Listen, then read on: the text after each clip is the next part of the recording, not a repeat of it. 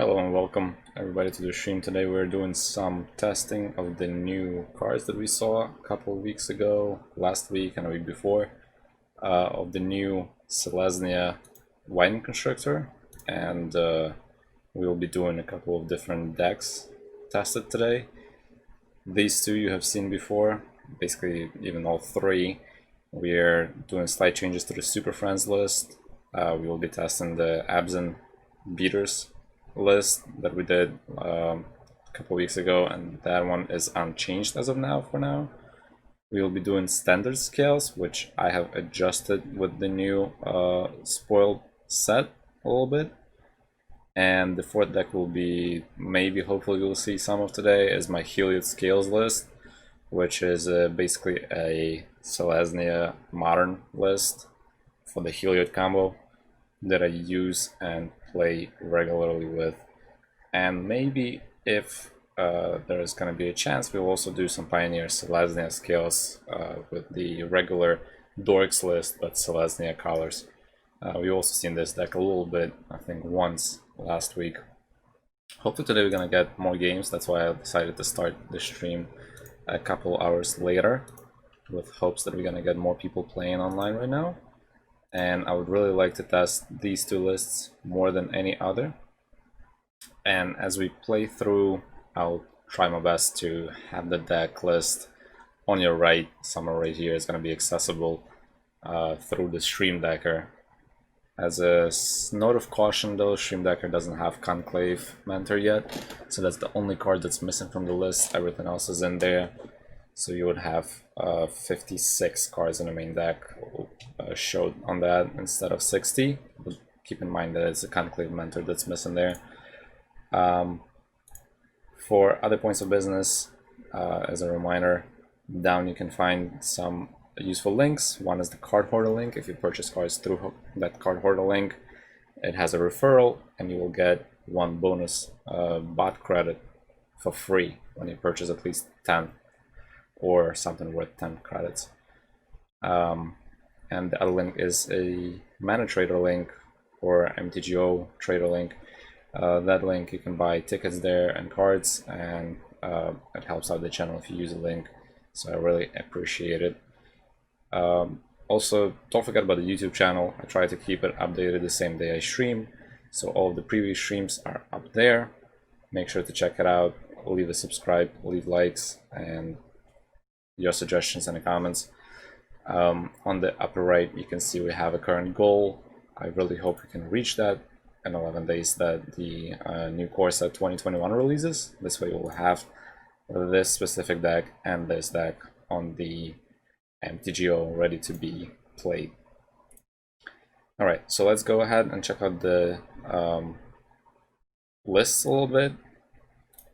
Going into the Superfriends list, I have modified it to be only Selesnya instead of Abzan. And this was a last minute change right before the stream. I decided that Wine Constructor being literally the only black-green card in the main list, there is a potential of just going green-white. And since I've removed the Wine Constructor, I've upped the number of Conclave Mentors to 4. And I've added a new Planeswalker to the list just to test it out a little bit, which is Ayani, Caller of the Pride. And we'll see how that does. It's similar to Basri, so I might not be really impressed, but the -3 could be a game-ending ability there, since it gives flying and double strike, and hopefully that's gonna be good enough to finish off opponent. We'll see. And overall, having more Planeswalkers, it's much more fun here with also Vajani and Huatli's Raptor. Everything else is more or less the same. I've modified the mana base, of course. I've left the Overgrown Tombs here. I don't know why. Maybe I should just take it out. I have Temple Gardens, of course, Sun Petal Grows, Mana Confluence, and Karn's Bastion. Matter of fact, this should be out, and we will up the number of forests and plains a little bit, so that Sun Petal Grove can hit the field untapped more frequently. And we are definitely leaving the Mana Confluence in here, because we don't have really a lot of Selesnya colored lands in Pioneer that are that useful and coming in untapped.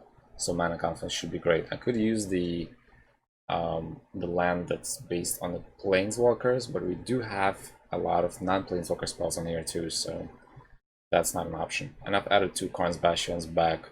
Proliferate is so good when you have so many planeswalkers and creatures that are going to have counters on them. As for the sideboard, we're going up to 2 from 1 to Rest in Peace, and 2 Dromoka's Commands in the sideboard. Dampen Spheres, of course, 1 Ozolith in case we see a blue-white matchup, 3 Knight of Autumns, and 1 Walking Ballista in case we get to ult with Vivian and we need the Ballista in hand. 2 Heliods in the sideboard if we want to switch it up to the Heliod combo here, and 2 Scavenger Oozes, just to have an equal spread between Rest in Peace and Scavenger Ooze. And that's about it for this list.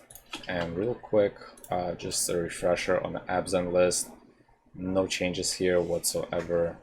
Alt Collectors, Wildface Raptors, Experiment 1, Wine Constrictor, Avatar, Walking Ballista, Ozolith, Serpents, Commands, Mentor, and Scales, of course, in the main list. And the sideboard is more or less basically how it should look, plus the Heliod for the Heliod combo. Switch up if we need to. And that's about it with this. I believe I didn't show the standard list last time we played it, so it's nice to just go through that real quick as well.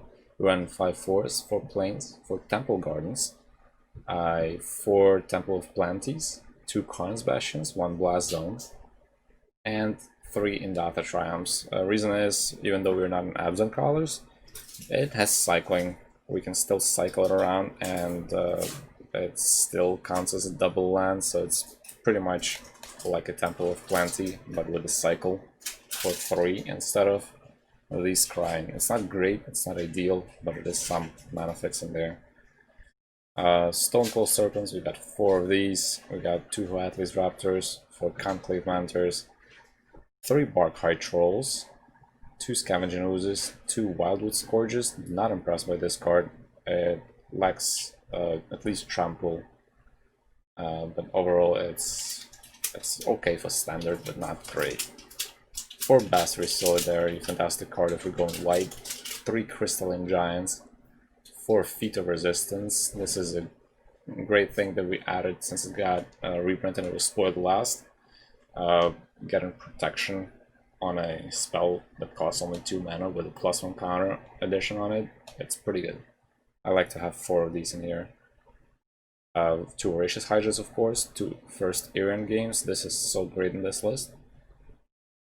2 Basri's and 2 Vivians, and 1 Great Henge. We should be getting to pretty big power, and if we get to Great Henge, it should be game over by that point. Sideboard, we have Scavenger Oozes in the sideboard, Ozoliths, Soul Guide Lanterns, Disenchants, Hushbringers, and Heroic Intervention, since also getting reprinted. Let's go ahead and jump into games now. I do see one game that is going for the standard, so we could play standard here, we could play modern. And there's another one in standard. Might take this moment to grab the standard game here. Or we could go for modern. I think we can go for standard. Let's see how that rolls. Hopefully opponent is here though. So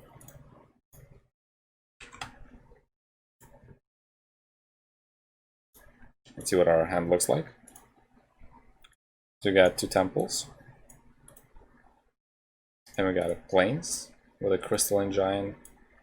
As a 3-drop, no 1-drop. We're not running a lot of 1-drops in this deck since we have temples and a lot of tap lands. So we'll be keeping this. I like to have all the colors I need. Have decent threats. And we're starting off first, so we'll play temple. We'll scry 1. It's a temple garden. I don't really want that right now, so that's gonna go to the bottom. And we'll pass the turn. Curious to see what opponent is playing, since he is also testing Core Set 2021. And it's a Selfless Savior. Could be dogs. Or it could be something else. Maybe just mono white Weenie or something like that. Either way, we'll see. Okay, we got another planes. Let's go ahead and play the planes, and it's time to play the Conclave Mentor and pass the turn. Next turn we'll play Crystalline Giant, and I'm hoping that we get +1/+1 counters, but if not, it's also okay. So we got a blocker for the dog. Pain 2. Seasoned Hallow Blade. So you discard a card, tap it, and it gains indestructible until end of turn. Interesting. I'm assuming he's gonna go with some Vigilance shenanigans here, probably. But it's a pretty big threat. 3/1. It's cool. Something new, something fresh. We got a Stonecold Serpent, not a bad draw. I will still go with a Crystalline Giant here, though. If we get a first strike, that's a blocker for sure against the Seasoned Hallow Blade. So let's play our Crystalline Giant. We will go to combat, and we'll roll a d10 for 7, and 7 is a reach. So we got a reach on the Crystalline Giant, and I'm not gonna attack, I'm just gonna pass. No need to go aggressive here, I think we have to be defending against his aggressive board. See a Castle and their Ardenvale, and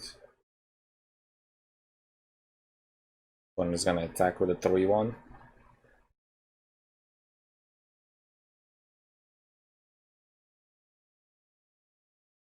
We'll take the 3.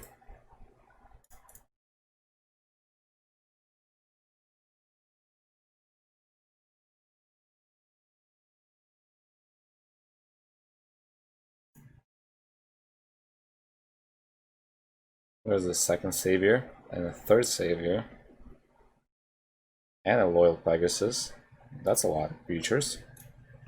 Alright. Well, we got another Crystalline Giant. So not all is lost, and we have Basri's Solidarity on hand as well. So let's go ahead and play the Temple.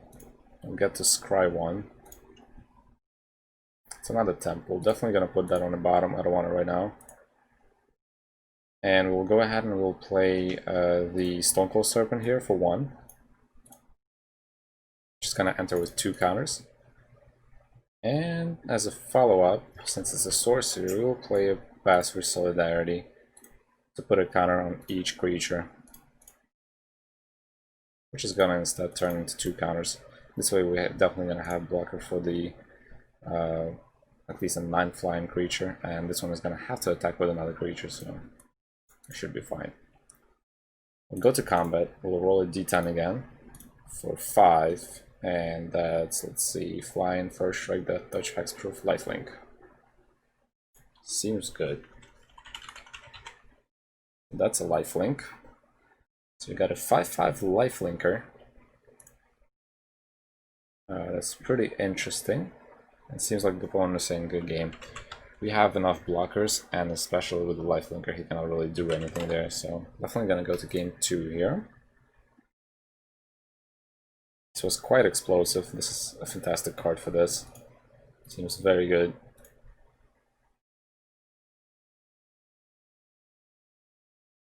So game 2, let's see if we can add anything from the sideboard. Not worried that opponent's gonna have removal here, so that's not a big threat to us right now. We don't really have anything to use for the cards that we saw so far. So basically the plan here is to just survive. Alright, we got Endatha Triumph for the tap land. We got 2 planes, a Stone Coral, Fathley's Raptor, and the Mentor, and as well a Barkhide Troll. Barkhide Troll right now is the only card that we cannot play, because we don't have double green. And I think we're gonna still keep this, even though it might be a little bit too slow. There is a potential that we can play Mentor turn 2, into Stone Cold turn 3, and a Raptor and Troll if we draw another green source on turn 4. There's another Mentor. Let's play the Triumph and pass. We'll take one here.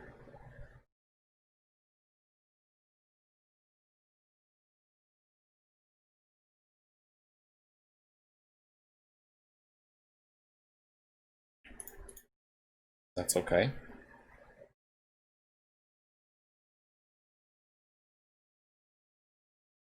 Second main. There's a Howl Blade.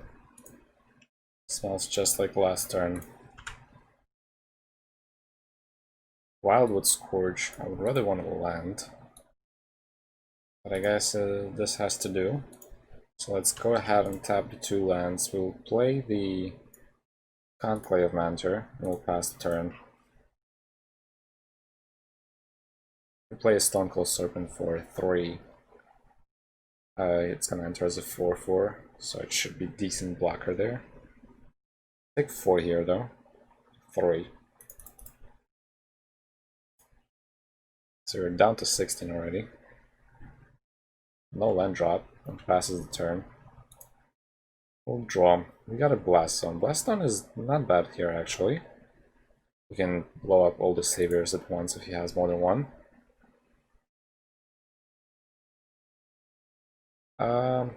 Let's play the planes here, I think.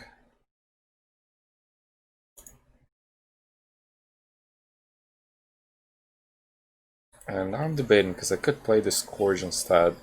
And it's going to be a 3/3, we'll take a little bit of damage. But next turn we'll play the Stonecold Serpent. If we do, it's going to get 2 counters more. So it might be not that bad here.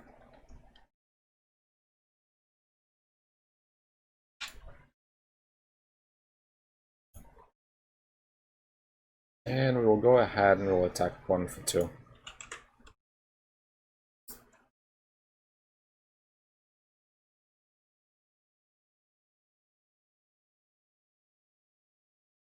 One takes 2, and then we pass.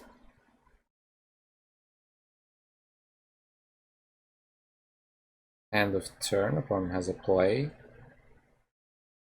Let's raise the alarm. He's gonna make 1/1s. Definitely can see some go white strategy here. Gotta be careful about that. Could have also blocked with those, but he decided not to.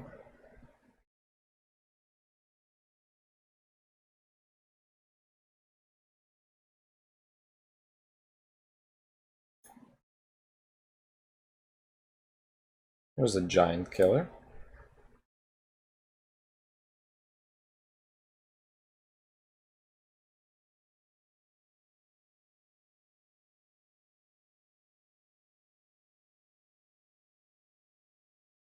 Locks it down.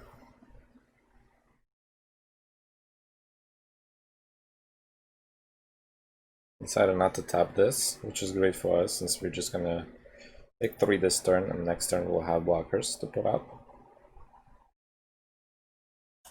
So we'll go down to 13.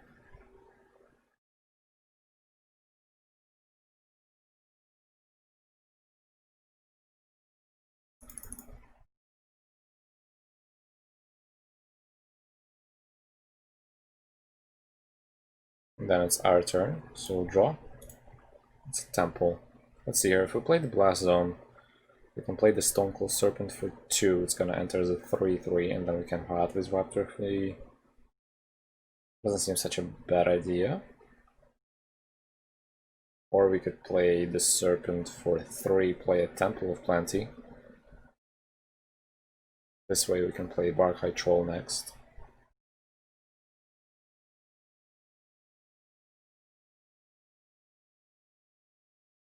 Either of these is not super great. Definitely want to put up a blocker though. Now let's play Temple.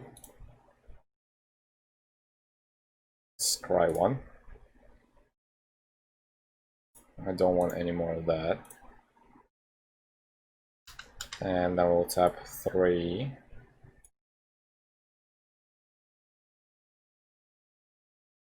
We can play a mentor right now. Stone Cold for 1. It's gonna enter as a 3/3. Scourge is gonna go up to a couple counters. So that's not bad. Maybe that's not a worst idea. So we'll play the Conclave Mentor. Play the Stone Cold Serpent. 3, and the Scourge is gonna get 3 counters.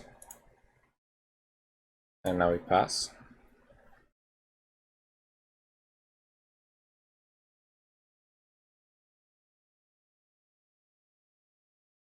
Can't really block both the Hollow Blade and the Loxodon. But at least one is going to be blocked, and I'm not sure he's going to attack with what he has right now. There's a Tithe Taker.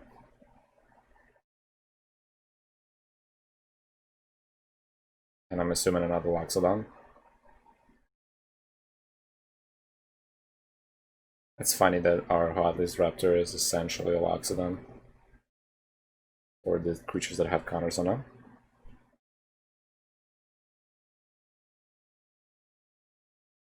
If we draw another green source, we should be able to play both of these.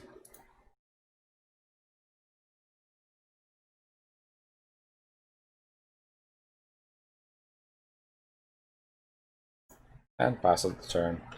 Alright, untap. We'll see what we draw.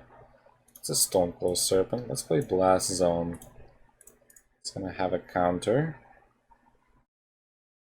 We can play the Stonecold Serpent for the rest, I guess. So if we play the Barkhide Troll for 2, Stonecold's gonna enter for 3. Not a bad idea here, I guess. Let's see, we're gonna need a lot of blockers here. Let's play the Troll. It's gonna enter with 3 counters. Scourge is gonna get 3 counters. And then we play the Serpent. Just gonna enter with 5 counters, and Scourge is gonna get another 3 counters. And we pass. So next turn is gonna be quite influential here, since we play Raptor, and if none of our creatures die, that should prove to have a pretty huge Scourge, and opponent is saying good game. He doesn't have a way out of this. We have constantly increasing blockers, and eventually we're going to be able to swing with Trample. So that's a good game. Alright, let's see if we can find another game. That was great. I'm glad I made some changes to the standard list. It looks much better now.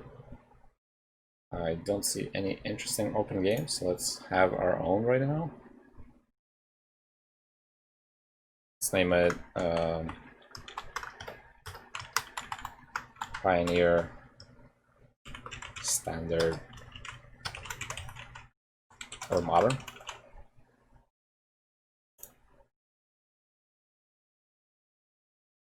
Hopefully it won't take long to find the game.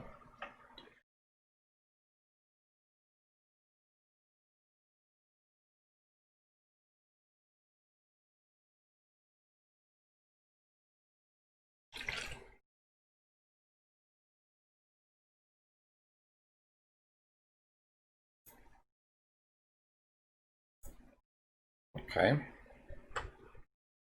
As we wait, I have a couple of things to discuss. Let me move this out of the way for now so that you guys can see what's going on better. Where should I put it?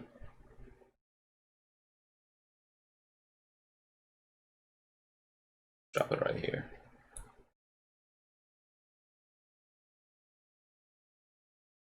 I think this should be good enough, right? Cool. We got a match here. Let's see what format the opponent wants to play.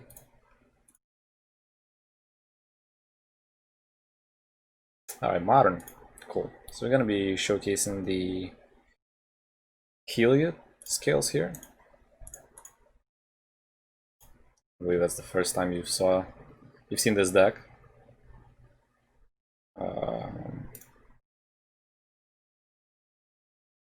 I consider this a competitive deck.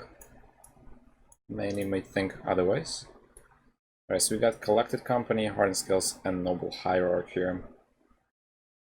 Way too many lands, but with the Collected Company, I think this is a decent keep.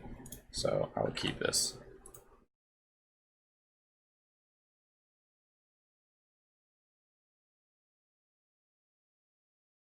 Alright, opponent is keeping as well. We'll start off with the Heath. And I'll tap it, lose a life. We'll find a forest. I'm not sure if opponent's playing mono red. I don't want to lose life as soon as that. So we'll find a forest. And we'll start off by playing the Hierarch and pass.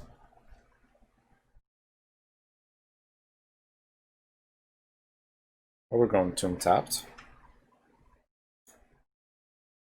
We got a Birds of Paradise. So let's go ahead and play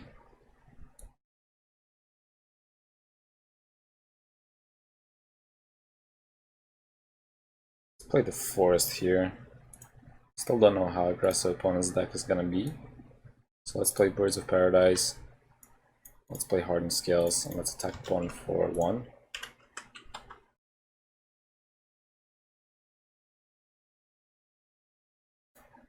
Next turn we can hit the Collected Company.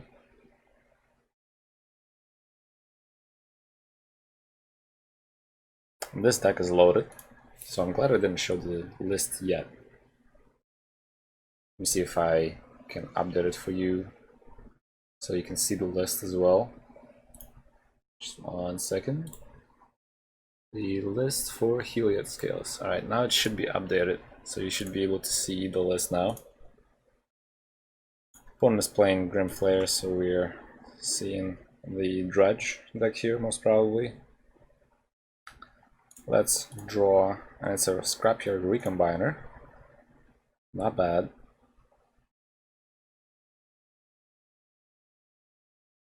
Could play it right now, and it's gonna enter with quite a substantial amount of counters.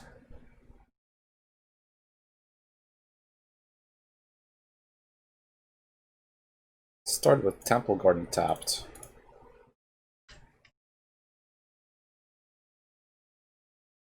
Play the Recombiner.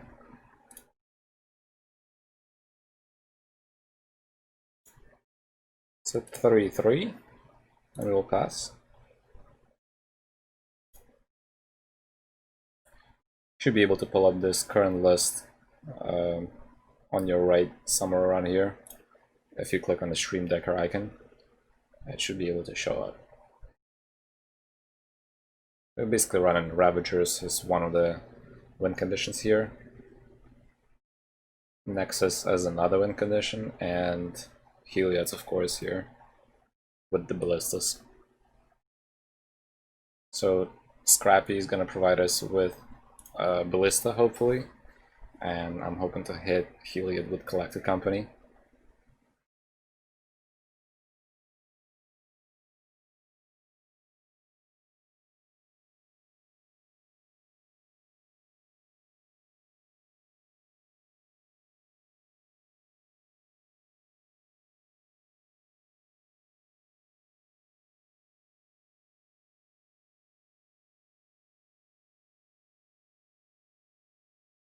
So opponent's thinking.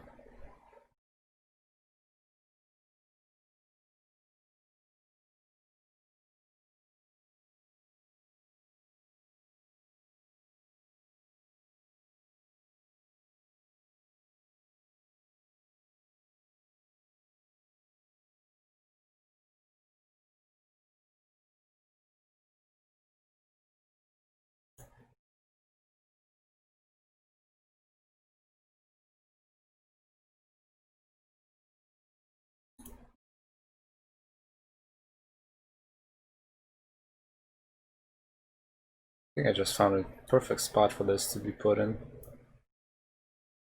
Right over here. That should be great.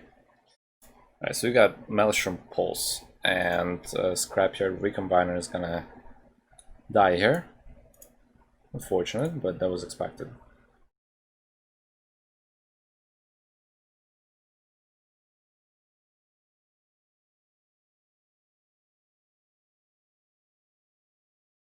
Swings 2, he's going to be able to look on the top for a card that he needs. Basically looks at the top 3 and rearranges them the way he wants and puts as many as he wants and to graveyard. It's a very powerful card. Drops Trophy and Tarmogoyf and Lily in the graveyard. Alright. Our turn. Got the Ballista. Things are going better.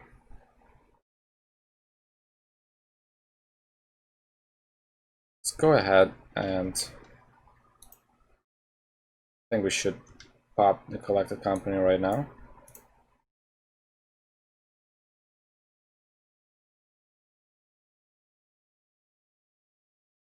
No Heliod.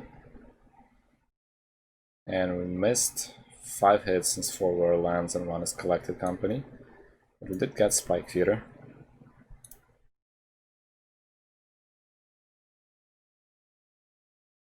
Just gonna be a decent 3-3, I guess. Doesn't help us much right now though.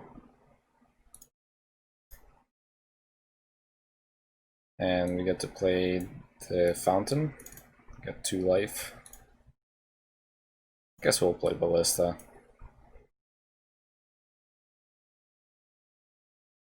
Fast turn. Really needed Heliod here, which we didn't hit yet.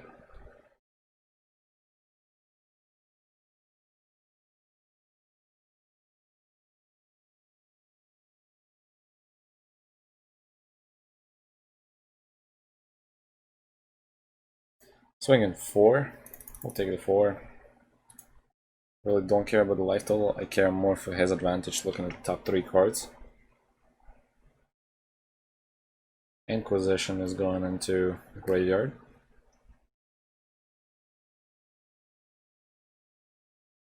That would be a dead draw though, since we don't have cards in hand.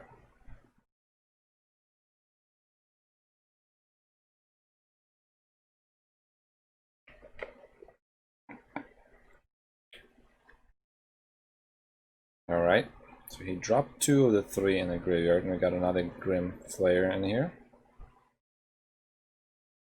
Our turn. We draw Heliod here. Hilarious. Let's go ahead and play the Heliod. Alright, Heliod in. And let's just wait for opponent to realize that he lost. He can kill 1 creature if he has to push, and that's gonna be Ballista.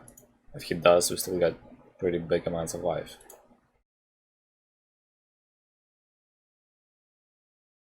So let's go ahead, take a counter off the Spike Feeder, get 2 life.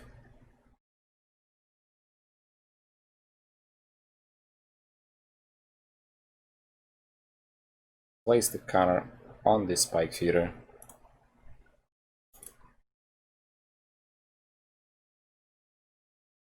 And we'll do the same until we eventually are going to activate Ballista with the lifelink.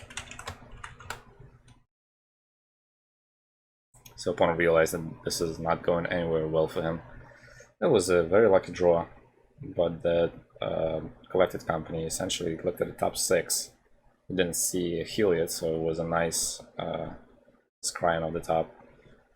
For the sideboard, we're playing against green-black. That's a lot of removal. So I think I want to go with the Ozolith here, maybe. Since we are playing with the Ravager here. So Ozolith in. We play with both. And we need some graveyard control, so we'll play with Remorseful Clerics here.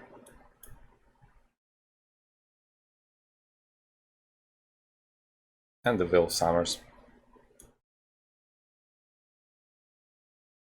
Could also bring Path. But then we would have to trim a lot. And the first thing that we're going to trim is going to be Collected Company, because we're bringing in so many non-creature spells in here.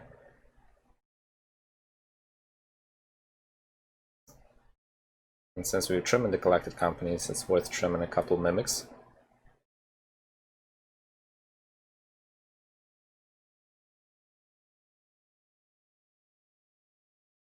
And one recombiner. We'll try it this way. I haven't had much experience with this since we had quarantine and all that. So let's draw 7. One is gonna go first this turn. And we got a Hierarch, 2 lands, and 2 Ballistas, a Mimic, and a Walker. And this could be an interesting unloading of all of these. So I will definitely keep.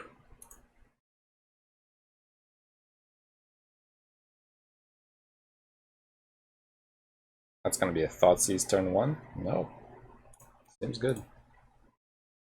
Alright, let's play the Snowcarved Forest. Play the Hierarch pass.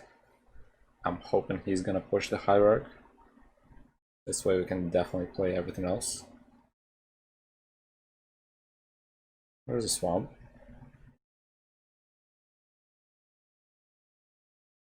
Tarmogoyf, that's okay. Let's draw. Alright, so we got potentially don't even need to play Nexus yet, but I would like to. It's another creature that we can have. So let's play Nexus. We'll play the Mimic.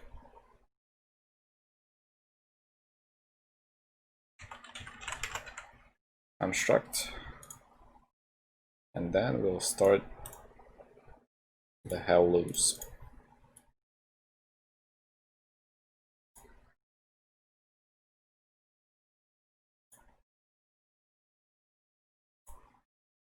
I'll pass the turn. I'm done here.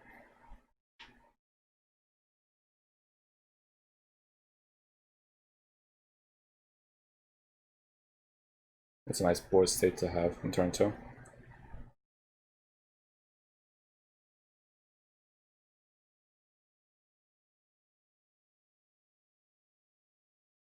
Marsh Flats.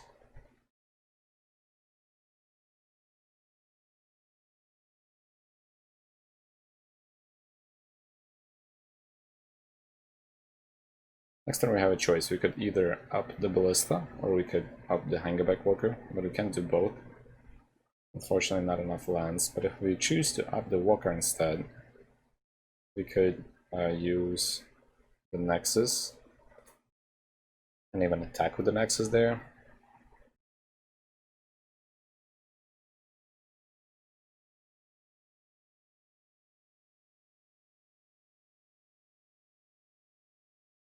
Plays Lily.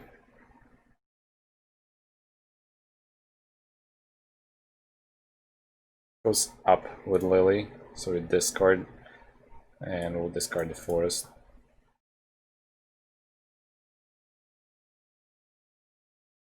Discard the Map Lily.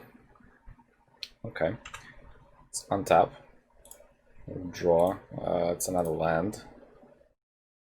Not great. We will still play this.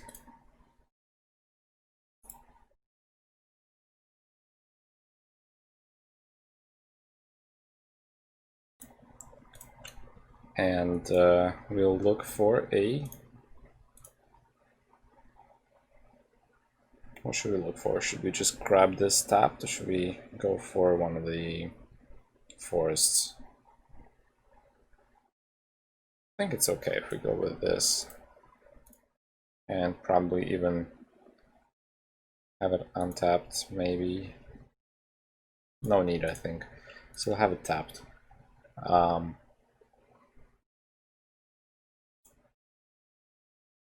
Let's go to combat, and I think I'm gonna attack the Lily with Nexus.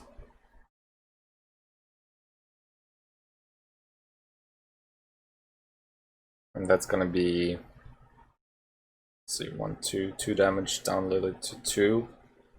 She's gonna go up to 3 next turn. It should be okay. Right, so let's make Nexus into a creature. Go to combat, swing with Nexus at Lily.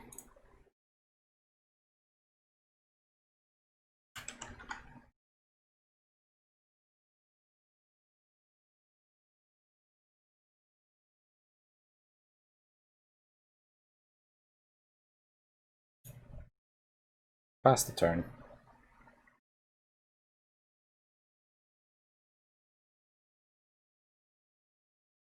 There's a Mishra's Bobble.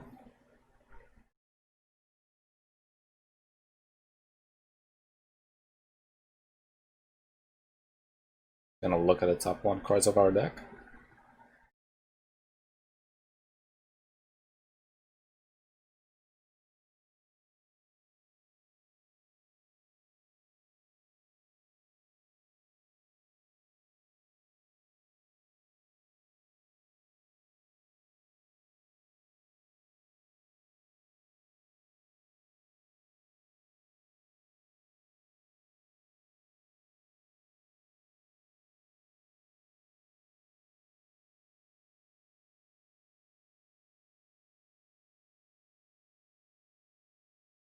So Tarmogoyf right now is basically should be a 3/4, which denies us the ability to attack with all the creatures, unfortunately. So we're discarding cards. Both discarded land. There's a Maelstrom Pulse, and that's gonna hit the Mimic, so I'm assuming there's another construct in here. So that's okay. Or maybe the Ravager, that's why he's killing the Mimic, I guess. Which is weird, he could have killed the Ballista. That would have killed both of them. There is a reason why he killed this, probably because of the top card that he saw in there. Swings for 5. Take the 5. He's wide open, so he's prepared to lose the Lily here. We'll up our Hangerback Walker before we untap. And we'll draw. It's a Veil of Summer. Okay. Well, that doesn't really explain why he killed the Mimic instead of Ballistas, but that's fine. Now he knows we have protection in our hand. And he also draws a card. Alright, so now we get to kill Lily, probably. I don't need to activate my Nexus here. Instead, what I need to do is I need to tap 4, we'll up the Ballista.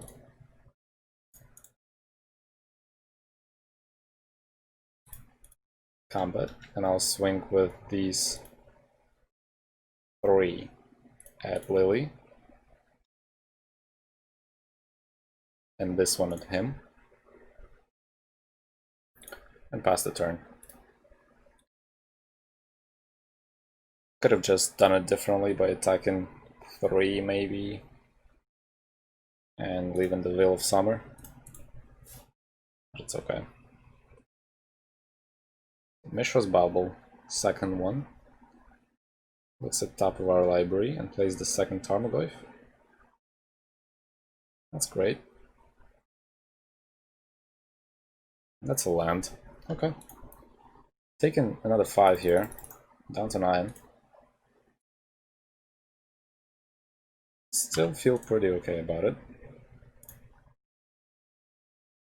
Temple Garden. Not bad.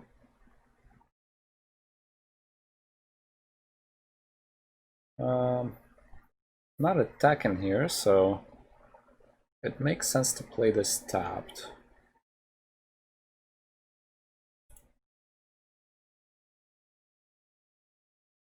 We're gonna wait and we're gonna up the Hangerback Walker.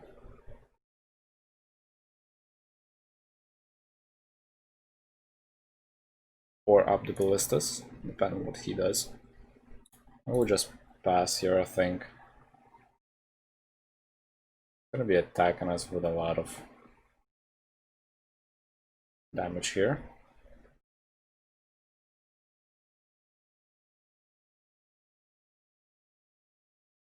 Swings 10. We'll put up the blocker here, and it's mainly gonna be only one blocker. We'll block with this, and before damage, we'll tap it, give it a counter. We'll take the 5 down to 4.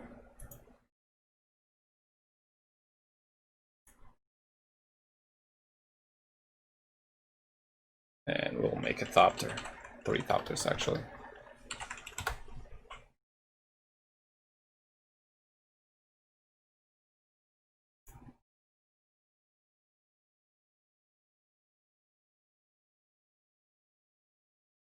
That's another land. Seems good. There's a Scavenging Ooze as well. Alright. Well, we untap. Draw. There's a Radiant Fountain, not bad. Let's play the Radiant Fountain. Gain 2 life.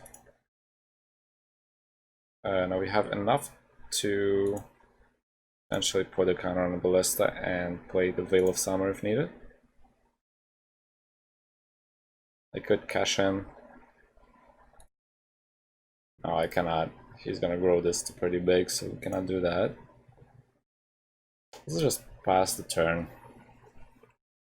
Leave the blockers on here. I'm gonna have to block the Tarmogoyf, block the Skoos here. So he exiles the Hangback Walker. Let's see, we only have the lands. He has land, Planeswalker, Artifacts, Sorcery, and a creature. So that's 5 for now. That's why he doesn't want to exile the Mimic.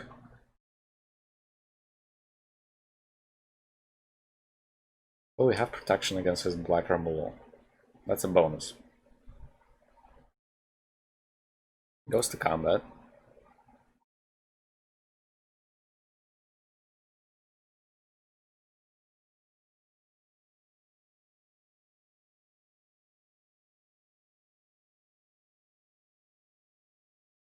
Attacks with everything. Swinging 13.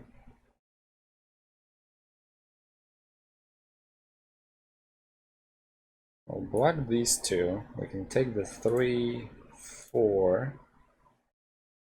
I think that's the max that we're gonna take here.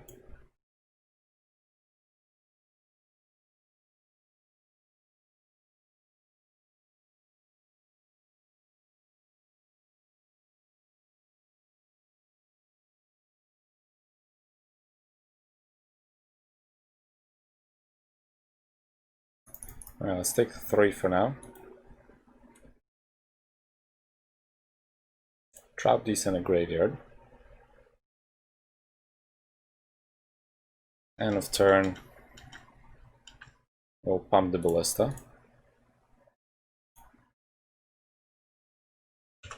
Then we untap. Let's draw.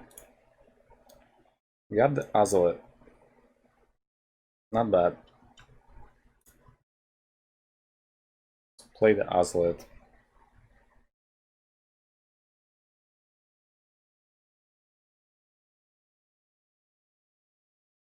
So we could potentially start the lock-in.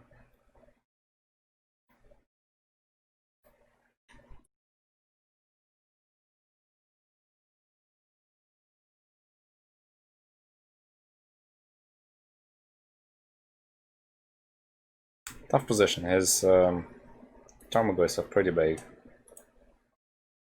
It's very hard to survive this, not just being aggressive even, but if we draw Heliod eventually, it's gonna turn the tide instantly since we're gonna be able to activate it and swing for lethal with Ballista.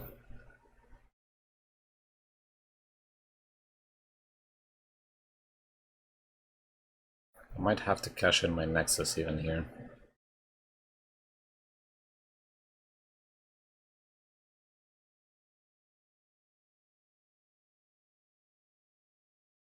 There's a Collector, oof. So we're gonna respond to that. We have to activate our Ballista before that hits the field. So that's gonna be 1, 2, 3, 4. Put a counter on this Ballista.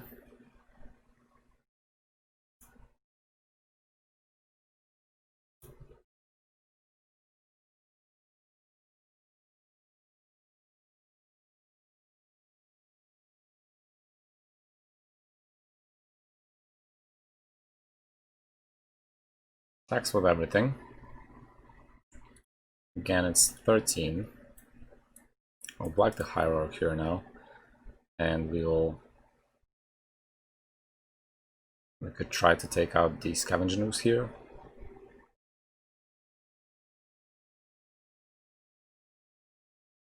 We'll do that by blocking with a Ballista.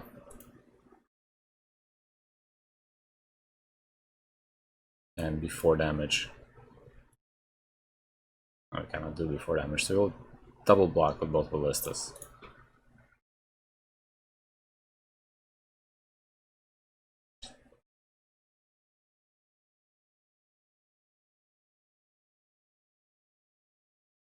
So there's that. This Ballista dies. We get 3 counters on Orzhov. This one stays. And this dies. And it's our turn. Let's draw. It's Hardened Scales. Really don't need it anymore. Could have used something else. We'll play the Hardened Scales, I guess. I think I should make this into a creature.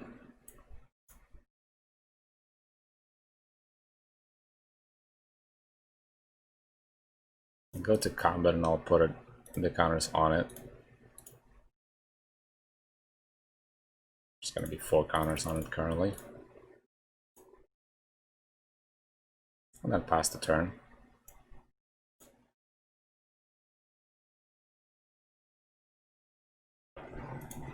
That should have went away.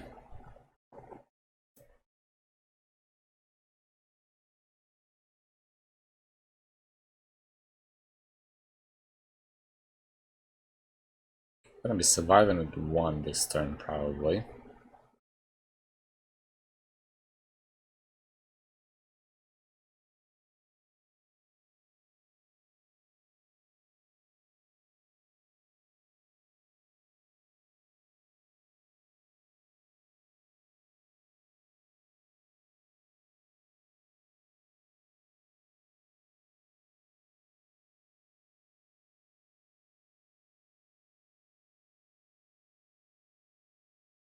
Goes to combat. Swings with everything. But before going to blocks, we'll activate this. Make the Nexus into a creature.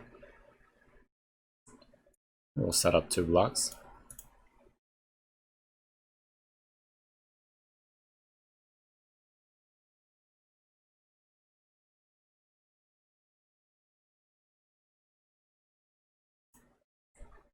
That's 6 counters on Orzhov. Taking 2 down to 1.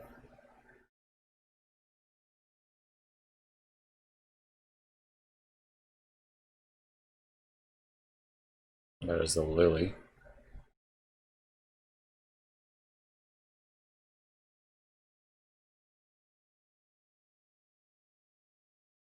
Grabs Lurus into his hand.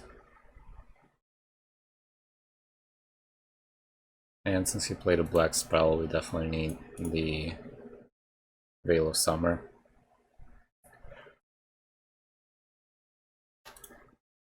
That's a land. And that's a Walker. Walker doesn't really help here at all, since we're at 1.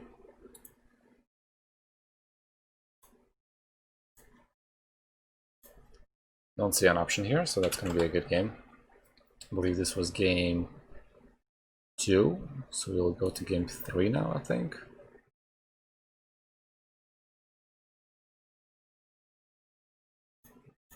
Sideboard.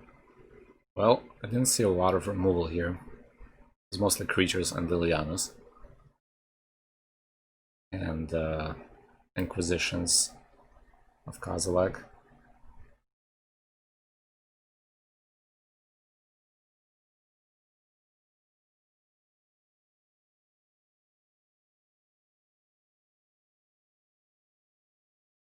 I don't know if I should modify here anything at all.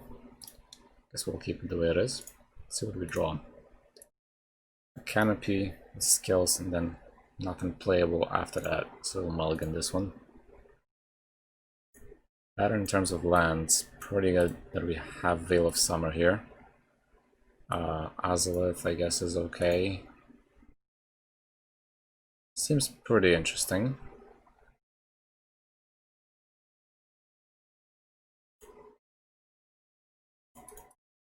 I want to leave the canopy, but then the life loss from it is gonna hurt, so we'll definitely keep this.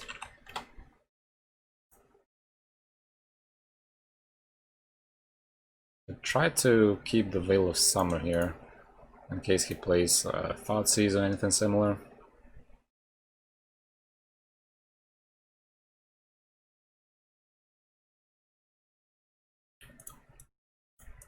I think we'll play with Birds of Paradise.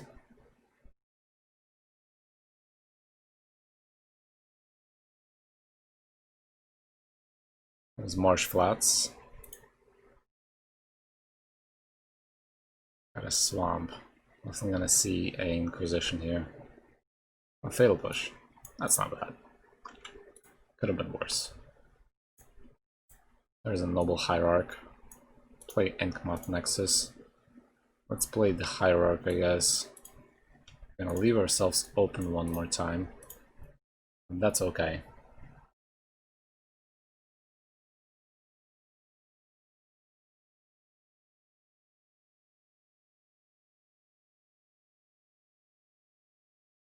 Twilight Mire.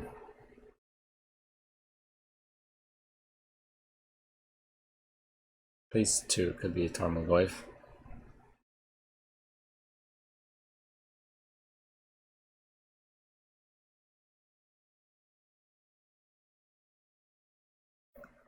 There's a Tarmogoyf and our turn. It's Untap draw. There's another Veil of Summer. We'll play the Hardened Scales, I guess. Oh, pass the turn. Got a double Veil draw.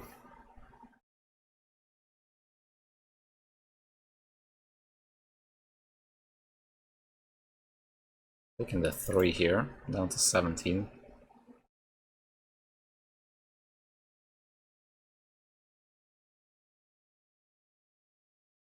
Quite possible he's gonna try to remove in the Hierarch, and I hope so. Collector Oath.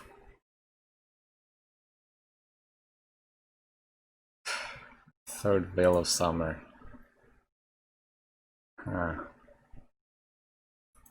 Okay, let's just wait till he plays a black spell.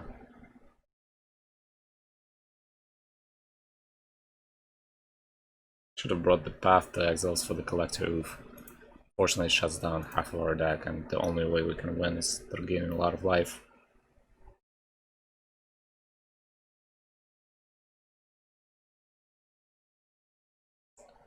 Take the 5.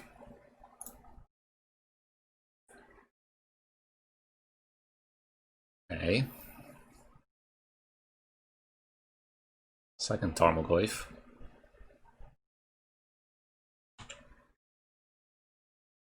There's a Birds of Paradise.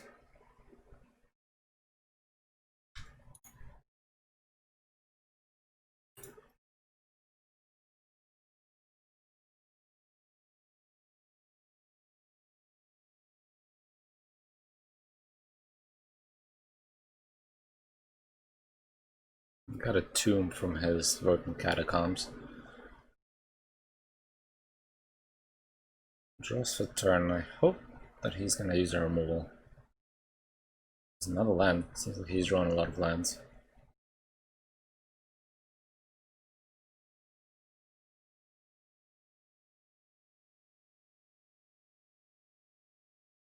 Well, that's 8 right there. I don't want to take 8 yet. So we'll block one of the Tarmogoyfs and we'll take 5.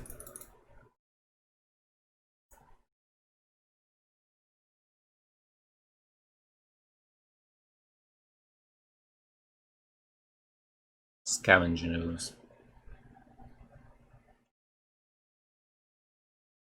There's a Hangerback Walker. Could have been worse, I guess.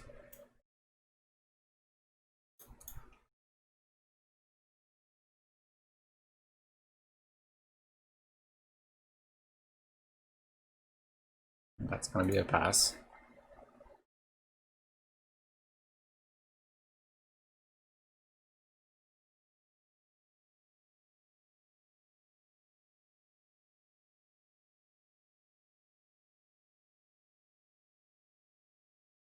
Opponent says good game.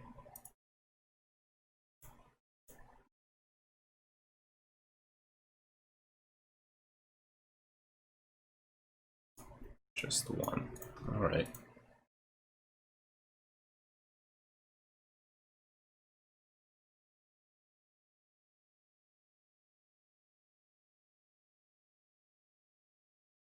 Don't see how it's good game yet.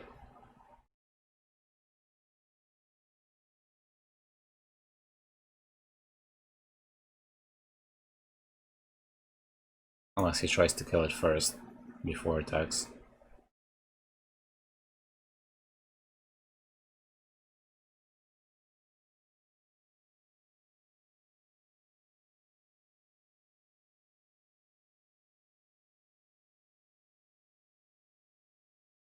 Why good game? I'm not sure what he meant by that.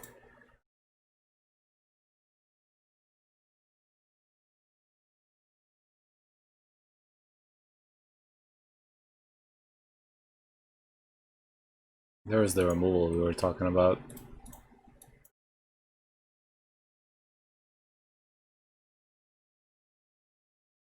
But that's not helpful enough.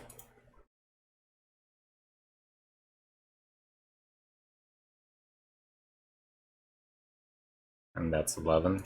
So that's definitely a good game. Alright. 3 Veil of Summers in hand, unfortunately. That happens. Alright, so that's the game with the modern.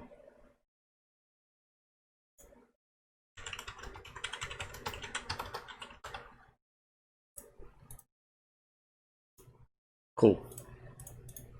That was good. At least I got to show the Heliod Scales in Selesnya. That was awesome. Got another modern game here, and one more modern game. A lot of modern games today. I'm hoping we can get a Pioneer.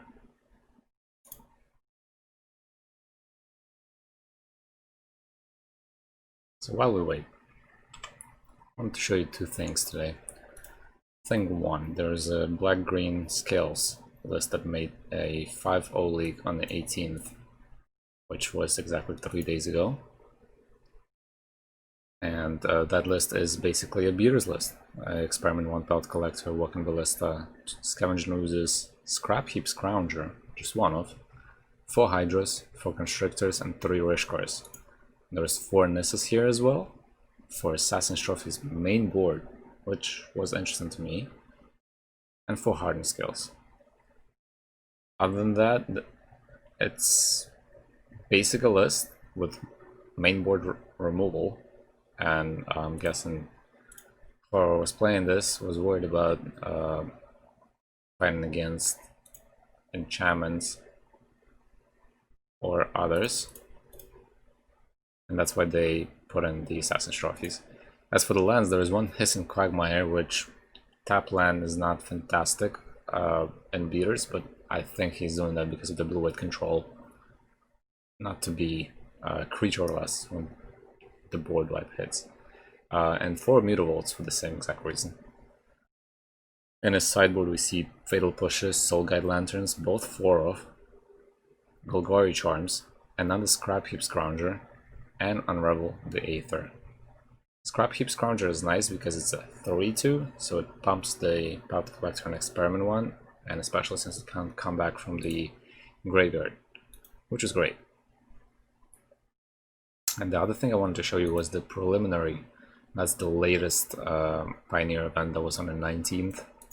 And if you can see, it's 1, 2, 3, 4, 5 inverters in this top 9 or whatever this is. Yeah, top 9 decks. And the rest, it was basically a breach. So 3 breach decks, and single outlier was Izzet and Soul, which is pretty interesting that it got a 32 record with that deck.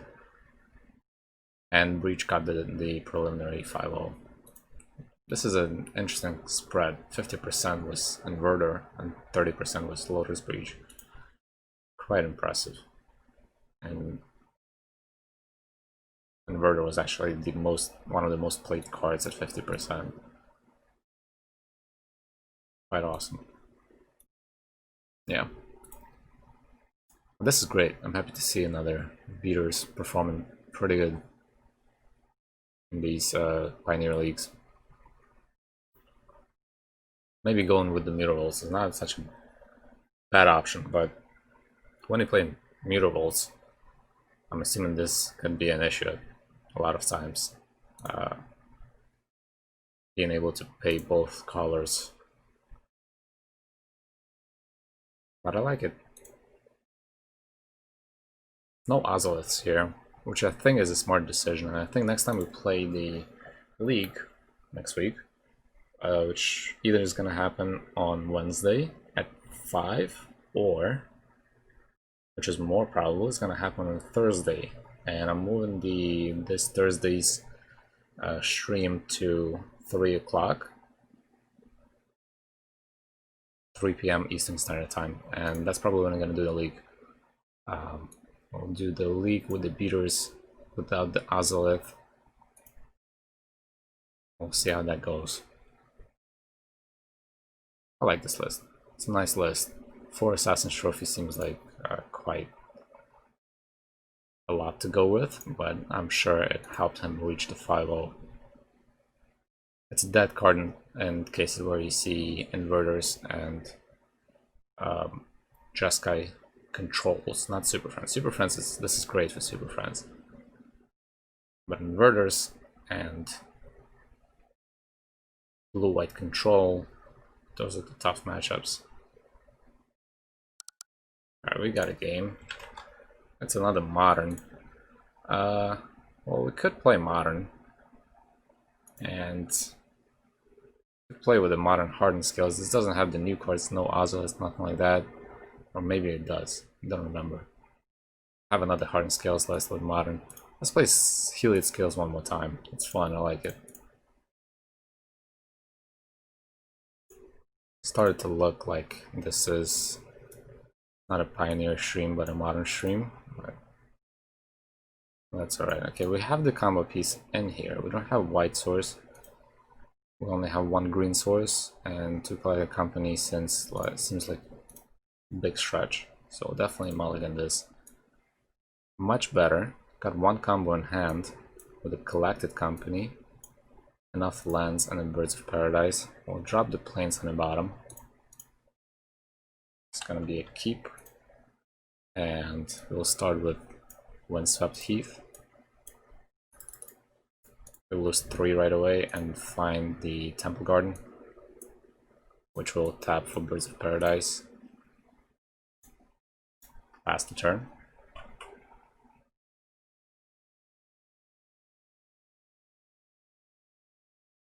Bloodstained Mire, Inquisition. Probably gonna grab the Heliod. Or the Spike Feeder.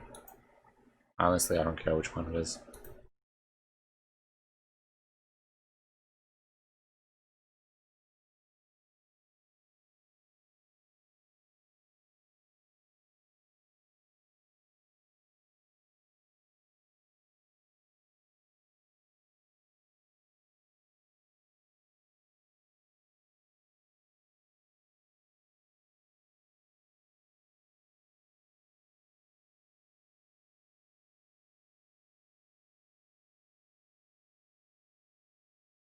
Heliod, okay.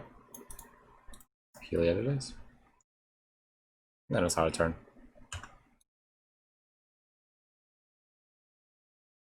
Let's see what we draw. It's another land. I'll rather play this one now since I don't want to lose life. And we'll start with playing the Spike Feeder here. Pass the turn. Inquisition was lucky for him. And now he grabs the collected company too.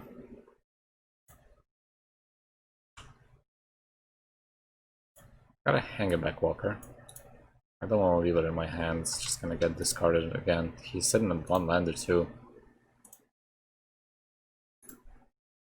Who is alive who drop this down for 2, go to combat, swing for 2 at him. It's going down to 13, and at 1 land he has more of the thought seizes inquisitions. It unfortunately does nothing to him right now. Still 1 land. Got the plains. Go to combat, we'll hit him with Spike Feeder for 2. Down to 11. Pass the turn.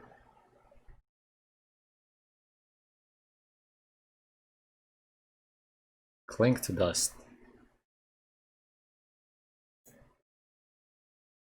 Companies get an exile. Wants to draw a card. There's our Mesa. Seems good. We have the canopy on the field, so not only I'll be able to up my walker, I'll be able to draw another card this turn on his end step. Plains. Interesting. Bitter Blossom. Okay, at his end step. We will tap this, get a counter, and we'll tap this to draw a card. Got a Ballista. Seems good. Let's untap and draw a card for turn. Razor Ridge Thicket is not good here. Still drop it down though. It's better than getting discarded. Play the Ballista. Go to combat and we'll swing for 5. And he knows this is a good game. So we go into game 2. He got unlucky that he was stuck in 1 land for a long time, but he decided to keep the Inquisitions and the rest. Well, we gotta bring the Veil of Summer, so hopefully it's not gonna bite us with drawing all 3. But 1 in open hand would be great. And didn't see a lot of threats, so Path to Exile is not something I wanna grab. Clerics also don't think I need it right now. Might want to have the Oscillates available though. Drop 2 companies only, and I'll drop a Mimic and the Scrappies.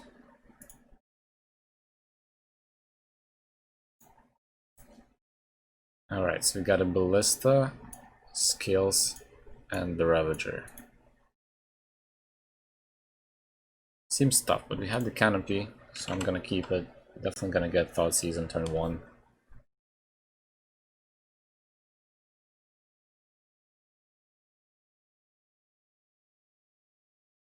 We'll see though.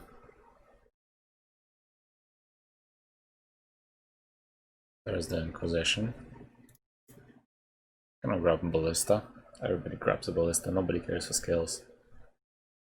Grab the Ballista. Shouldn't be caring for Scales in this deck. He might though.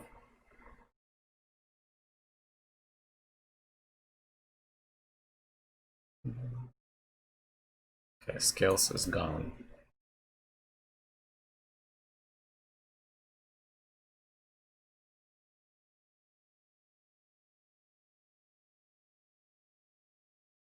Our turn.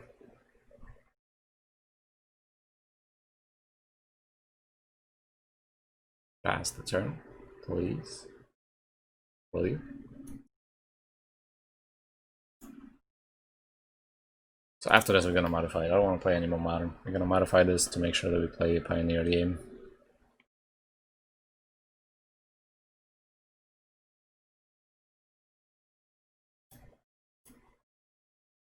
Hang a back walker. Alright, Temple Garden it is. Pass the turn.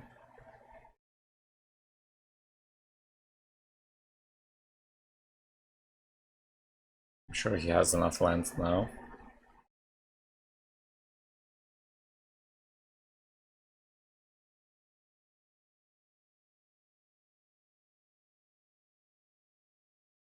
There's a Bloodstained Mire.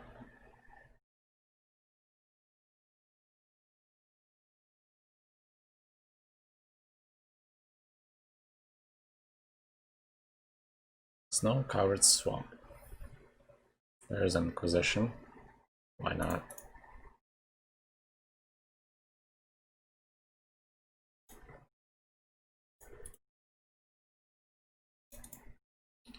The discard tribal. Thoughtseize. Jesus. That's 3 of them. Alright. Black's over there. There's a Spike Feeder though. I'll play my Ballista.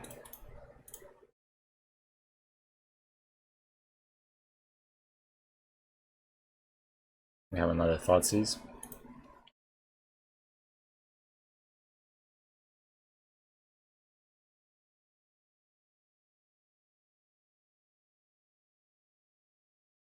Stoneforge Mystic.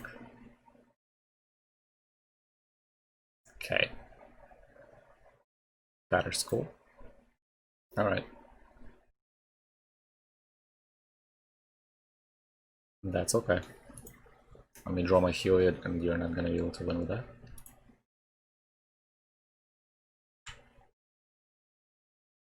Inkmoth Nexus. Inkmoth. I don't care for Inkmoth right now yet. I want to play this in case he has another one of those. Pass the turn. Gonna see the Batter Skull next turn. And potentially something else on top of that.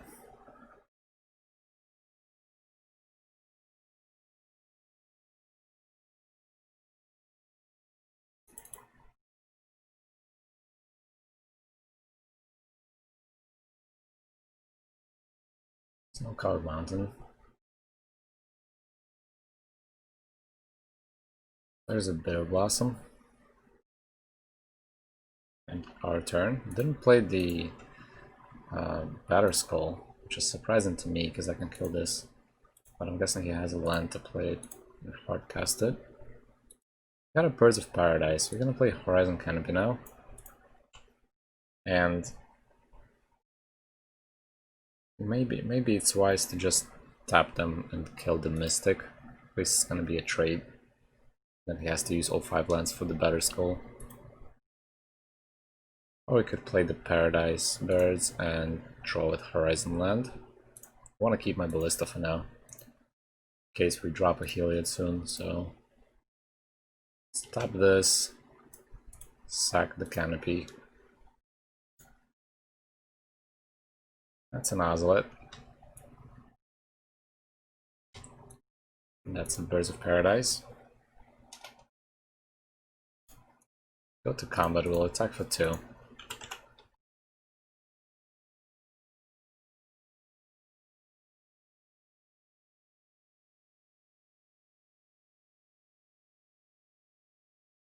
Or you can do it on my hand.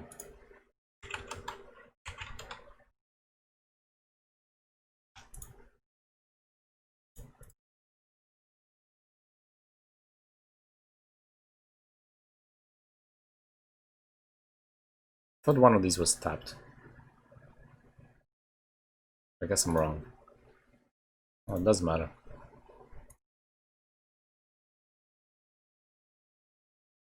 Where's the Germ with the Batter Skull? 4 for Vigilance, Lifelink.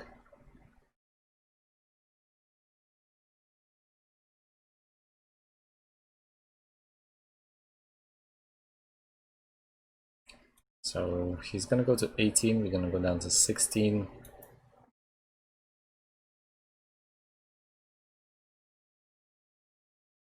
Should be a black fairy rogue. I'll help him out.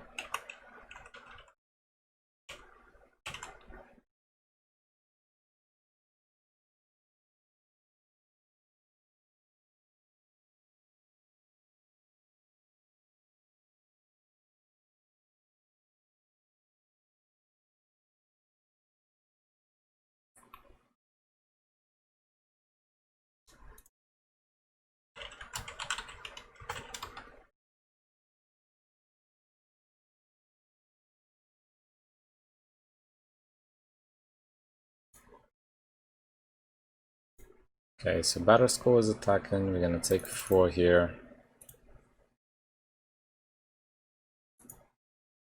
He's gonna get 4 life.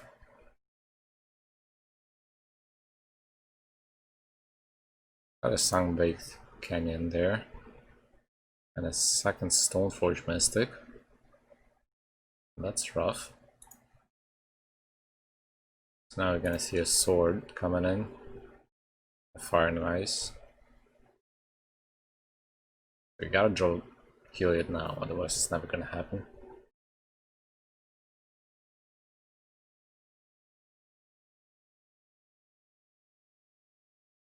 He loses 1 life from the canyon here.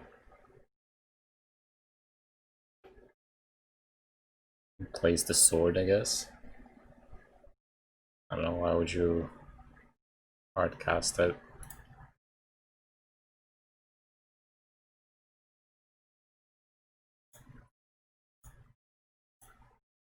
I guess he decided to do that.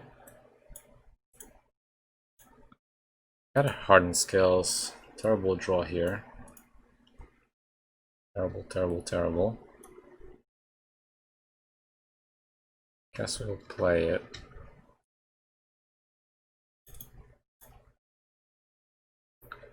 Up the Ballista so he doesn't kill it with the sword. And could kill the rogue here, could kill the mystic. None of these actually pose a threat. Guess we're gonna have to pass here for now. He decides to kill the spike here with the sword. So be it, we get counters on the Orzhov, which then I'm gonna go to Ballista, and that's gonna be a 6/6 Ballista.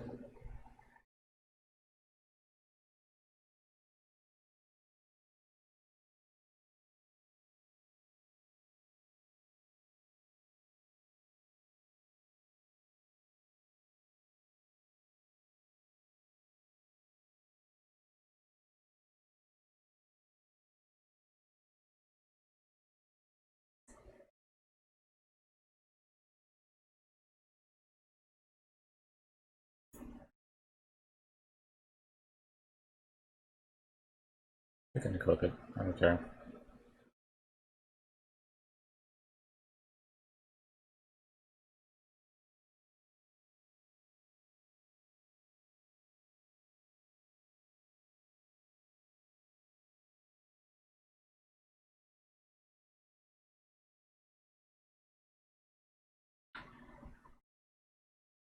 Four and 7. That's fine.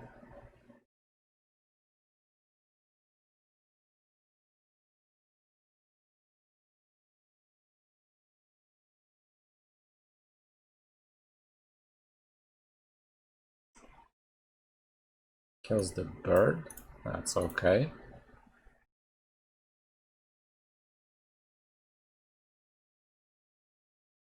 He's leaving the chance of us having infinite life open. Life and damage, actually.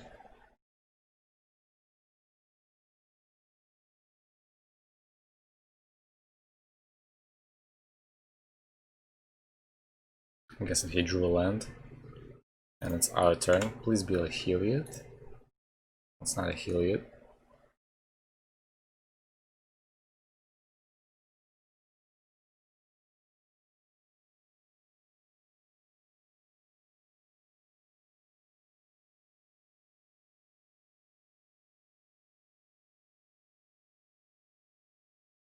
Okay, so he wants us to discard this, I will. and kill the other. Sure.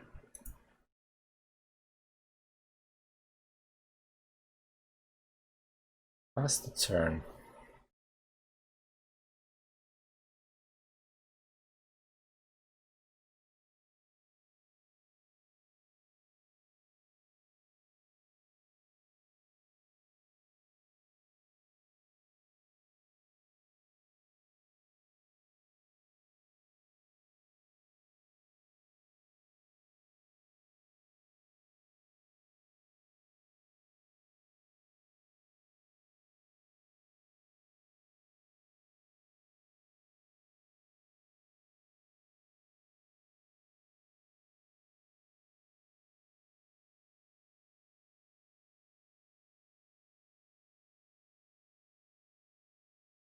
Goes to combat.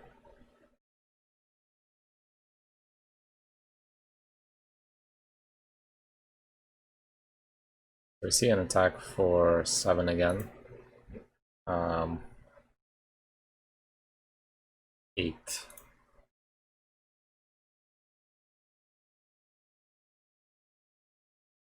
So D4 blocks. I put a counter on the ballista. And then we'll set the blocks to here, since we can block the 4/4. And that's it. We'll take the rest. I think. Maybe not. If I do it this way, he's gonna be able to kill me with the sword. Kill the ballista with the sword. So, don't want that to happen.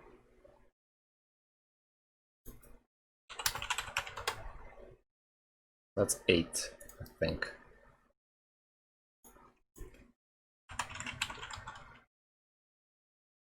Can't do that. That's gonna kill us. Let's kill this.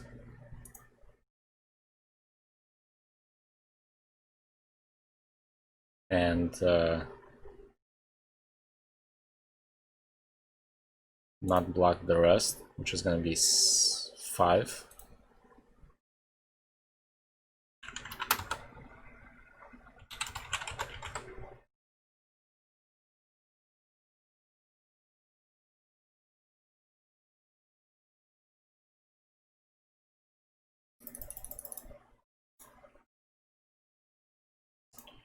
So we're taking 5 here, and ballista goes down to 2, but that's the optimal option to make sure that the sword is not annoying us here.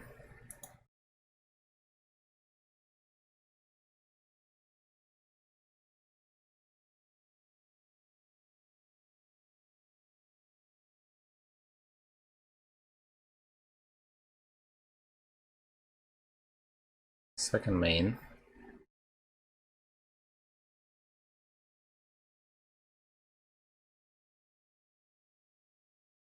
Draws a card from the canyon.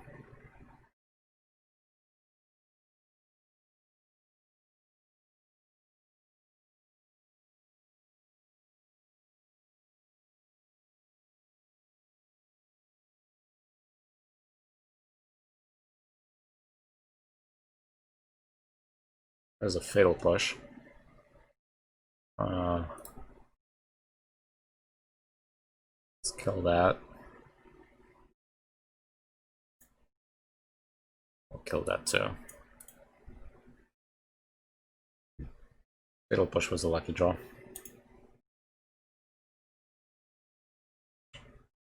All depends on this draw. It's not a spike feeder.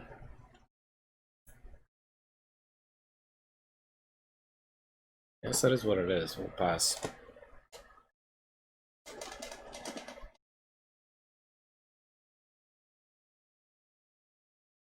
The only way for us to really survive here is going to be blocking the barrier school with the spike feeder.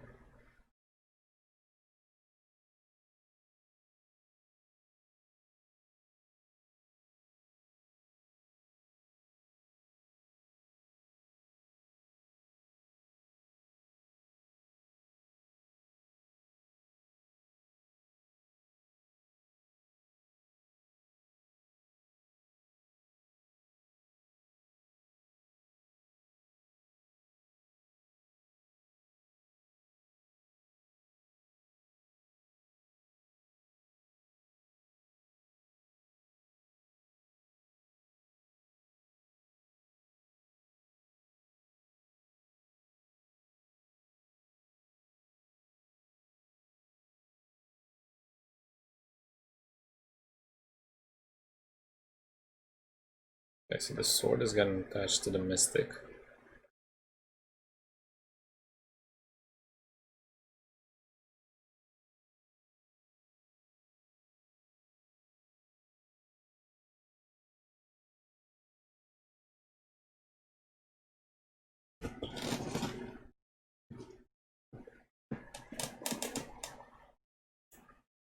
Attacks with all three. We'll block here. I think he's gonna be able to kill it. So that's not great. We have to block this one. Then here get 4 life from the feeder. And if we get 4 life, we're going up to 8. We'll take 3 from sword, potential 2 more. We still survive. 4.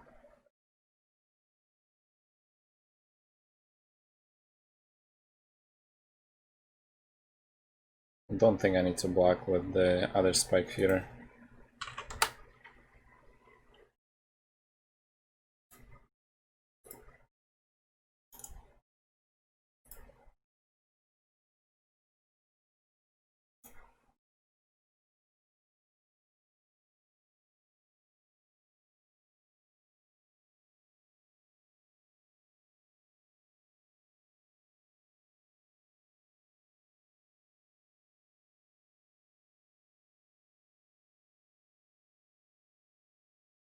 It's not 5 though.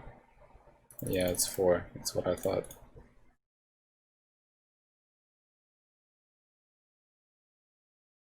And he hits 2 to the face with his sword.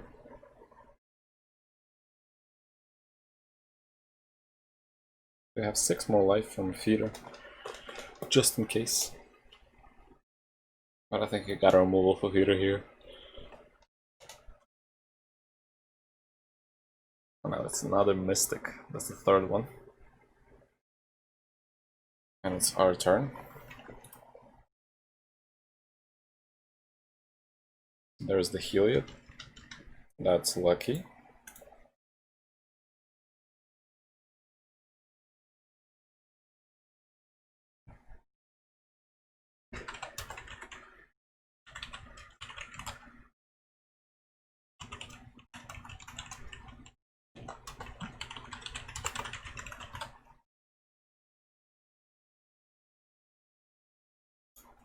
You got it. Seems great. That's a combo executor right there. If we take off a counter, yeah, it was pretty good top deck.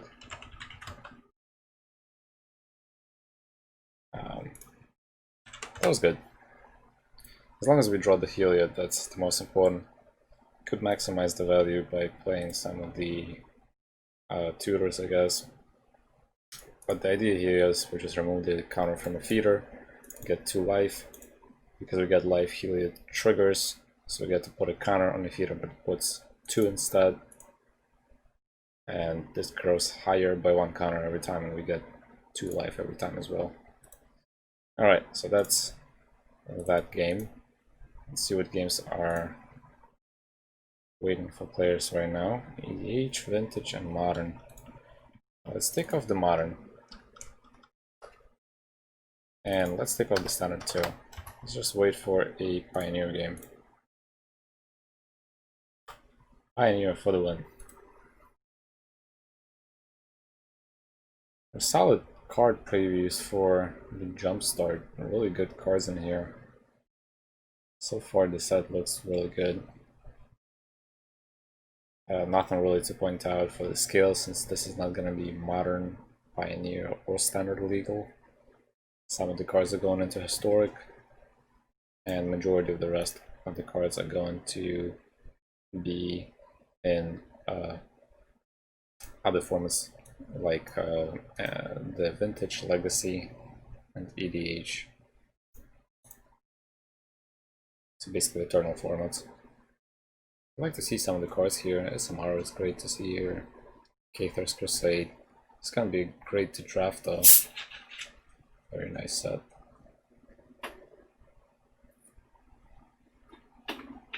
Elvish Archdruid is awesome to see here. There's a new card. Ton of new cards for EDH as well. This is promising. There's Rishkar reprint as well. I guess that's the only relevant thing. We got a Rishkar reprint and a Chamber Sanctuary reprint. So you don't have those yet. You can certainly go for a draft on this set and grab these cards. Path to Exile is awesome to have as a reprint.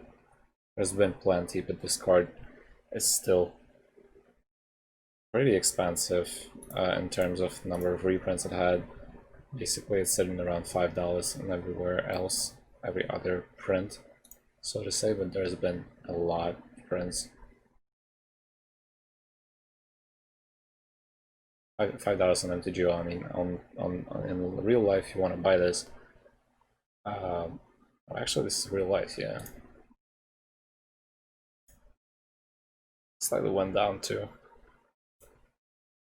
Path to Exile, almost at $6. That's crazy. MTGO is pretty cheap. You can grab these for 84 cents, under $1.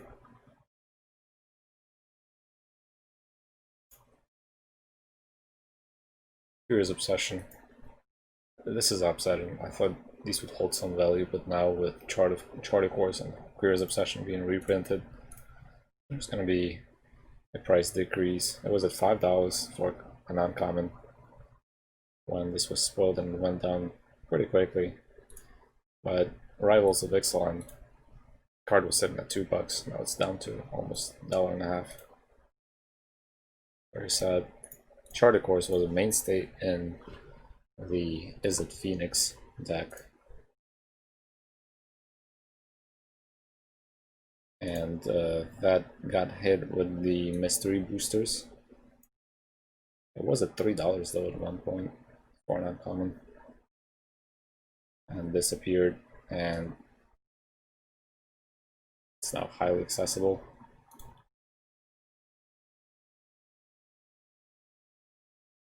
Spectral Sailors get another print. Nebelgast Herald for and the Essence Fox for the Spirit Lovers. Wizard's Retort getting another print after the last time we saw it in Dominaria. Blood Artist is nice to see reprinted.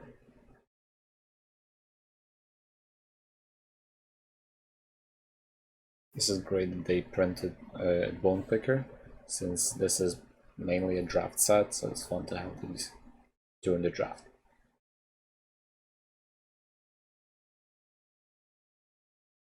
Chupacabra, yet another print of these. Highly expensive for what it does, but it's a lot of casual players love this card, and EDH too. There's a Chain Lightning reprint, and I believe Bolt is also reprinted here too. Yeah, Lightning Bolt. Lightning X.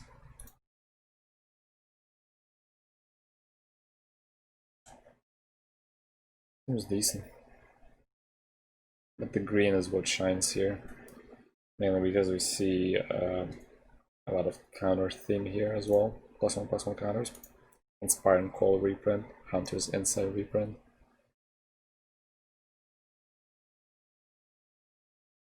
I like Nature's Way a lot. I remember playing with it when it was in Kaladesh.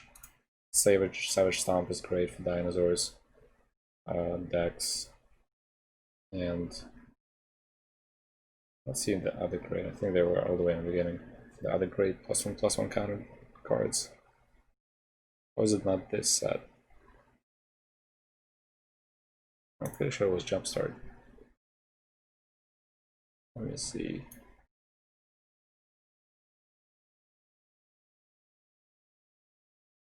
Primeval Bounty is great. No, it's not here. That's weird. Maybe it is the other set. Or maybe it's somewhere down below even. Was there more green in here? Oh, I think they're just spread apart weirdly. That's why I didn't see it.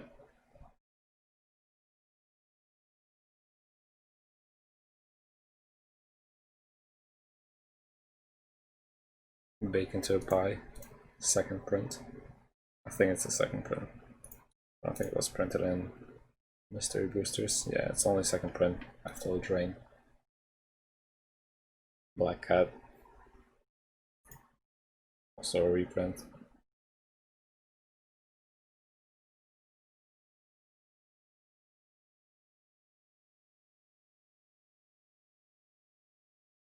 It's cool.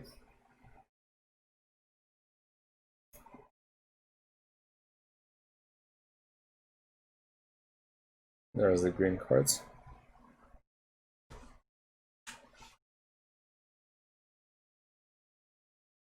Iron Shell Beetle. New Horizons. Scrounging Bandor.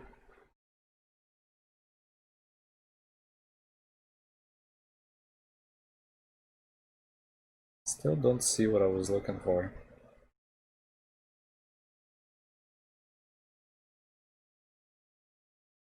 New lands being printed, which is basically provides a color other than the color of the land. So it's basically a double land, but it enters tapped.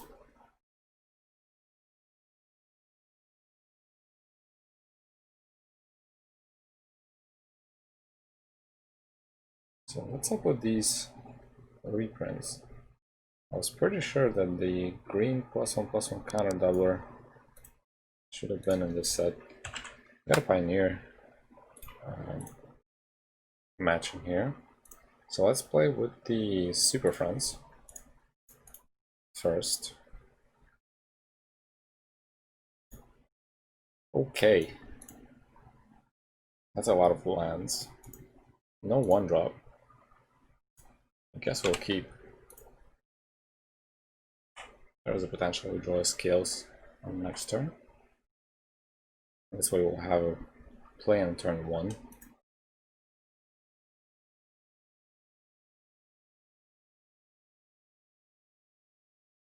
Kithian. Okay, so he's going aggressive here. So next turn we gotta play Sunpetal Grove into Enclave Mentor.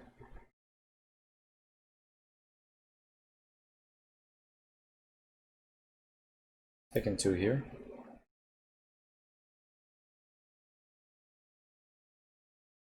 There's a second land, and it's a Godless Shrine, so we're playing against Orzhov.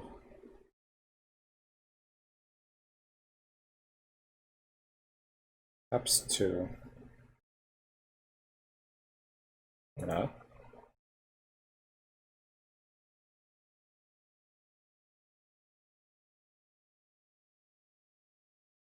Deploy Rule Enforcer. That's gonna be useless against our hand. I'm gonna attack her, of course. And a Venerable Knight. Alright, our turn. We got a Hardened Scales. Slightly late though. Still play the Conclave Mentor. If he wants us to cash it in by blocking the Kithian, I'll do that. Don't want to flip in that.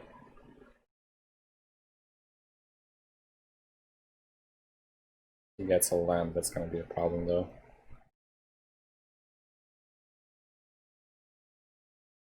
Next turn we can play Sunpetal Grove, Hardened Scales. Clear up his board and attack with the Mentor if we need to. Add the Gideon that's going to get flipped from Kithian. This should be able to work. And then a turn after that we get 4 lands, so we play Conclave Mentor into Raptor and Proliferate Ballista as an option. No Planeswalkers, this is funny, we're playing Superfriends deck, but no Planeswalkers yet. Let me switch out the list so you guys have this list on the screen. Superfriends. There we go. Now it should be updated. If you don't see it updated, just refresh the screen. You're gonna see it. Alright, we got Mardu Reaper, no attacks. He just passed to us. Seems very good for us. Alright, so let's play Sunpetal Grove. We'll play the Hardened Scales, as we said before. And we'll play a Ballista.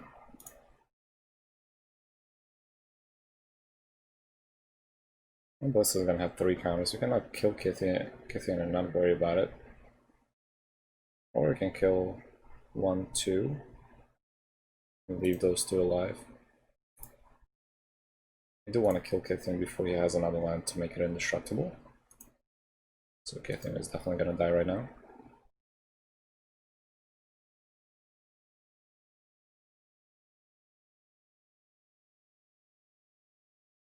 Kithian is dead. I can pass. I'm gonna play the slow game here.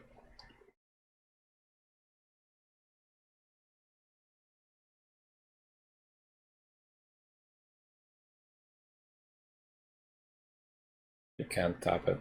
Okay, you can. 2 greater. That's fine. Yeah, you can. Okay.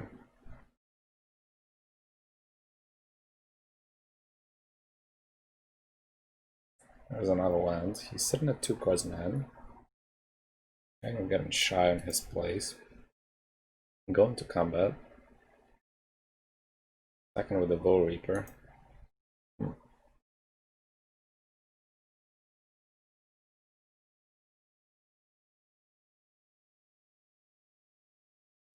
I'm gonna attempt to kill it.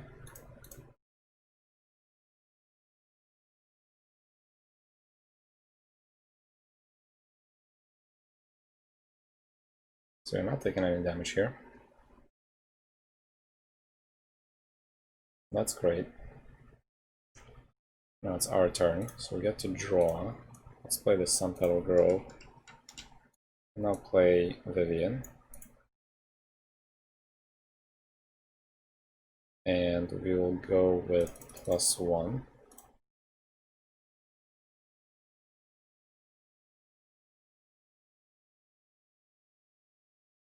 And we should be able to just pass now. He's gonna tap 1 of our creatures, but we can kill whatever is gonna come in. Yeah, go ahead and tap it.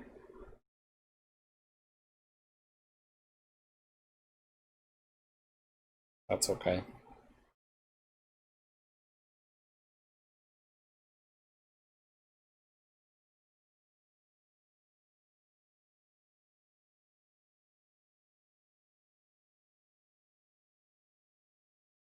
And he passes to us. I think he's drawing way too many lands right now. Got a Plains. Matter of fact, I could just find Heliod right now and win next turn.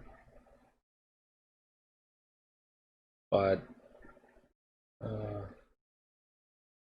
maybe that's not a bad option here actually. We'll go 1 to play the Mentor. And then we'll go 1 2, play the Raptor, and proliferate everything, which is going to be a good game.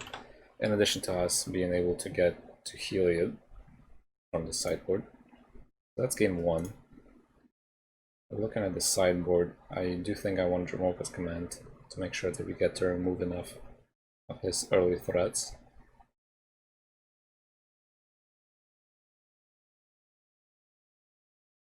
Nothing else really looks appealing here.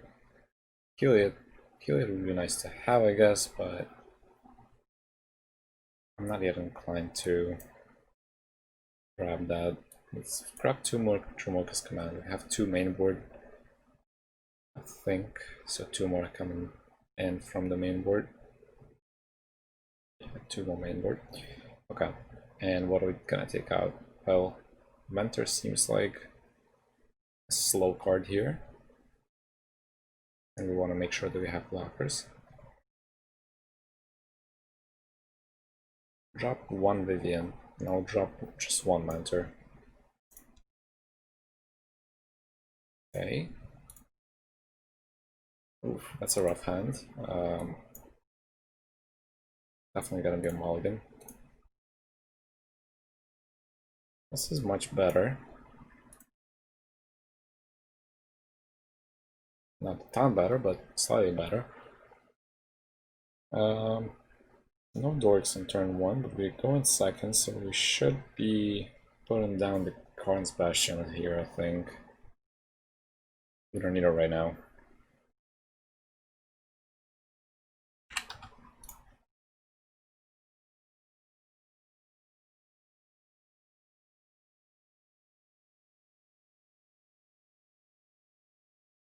There's an Enforcer.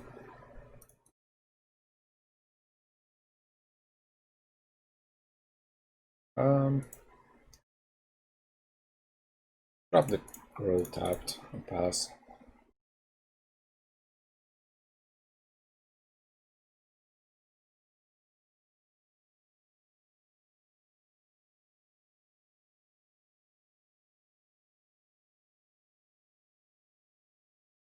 There's the second planes.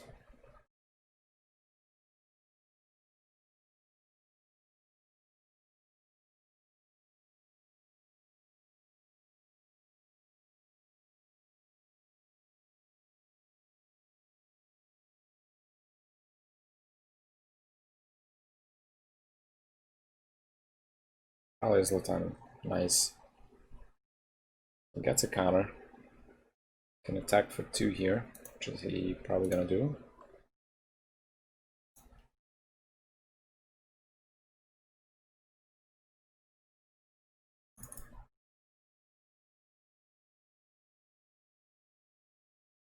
Then it's our turn. Got a Mana Confluence. Not great. Maybe there was another mulligan that I should have done. Not sure. It's kind of a weak hand. And playing Huatli's Raptor seems pretty weak here as well, but we're gonna be taking a lot if he plays another human next turn, which probably is gonna happen. And if we delay to play Nissa a turn after, this could get rough. So I'll just play this here and pass. Gotta put up some blockers at least, hopefully.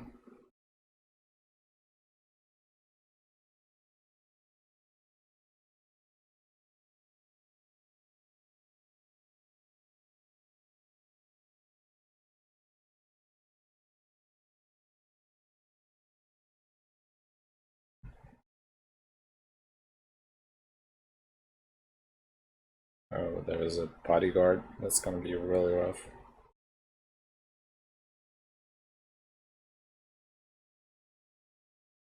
So Lieutenant gets a counter from that. Basically more white humans.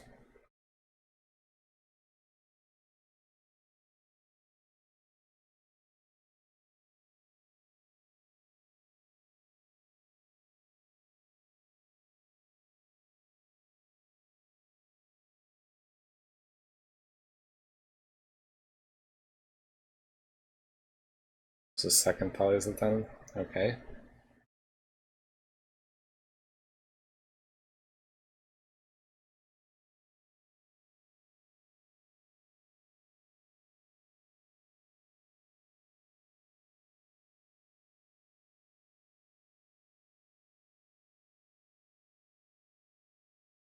I'm curious to play the other deck, the Abzan Beaters, against this.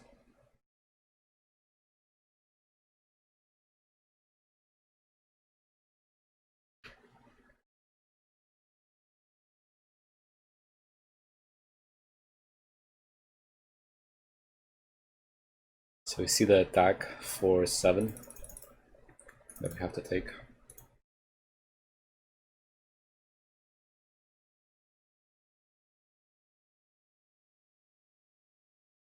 There is a Conclave Mentor.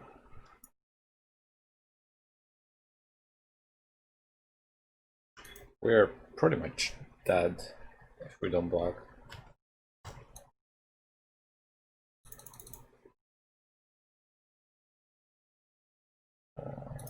Okay. Can't do much at this point, just gotta block here. We're not getting great draws, we have pretty bad hand. I think that was worth to mulligan one more time. I thought a little bit better.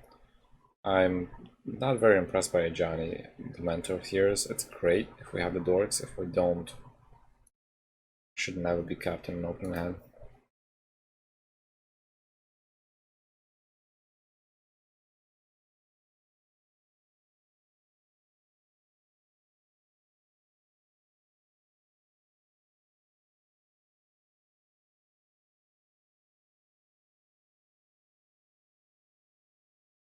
Alright.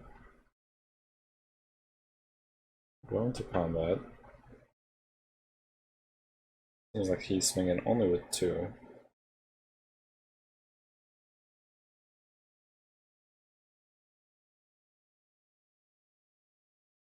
Question is it swinging at me or at Nissa? But I think he might be swinging at me.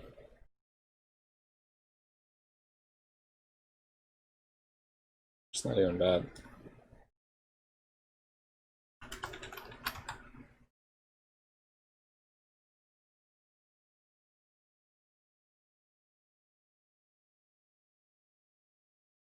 Okay, I'll take the 7.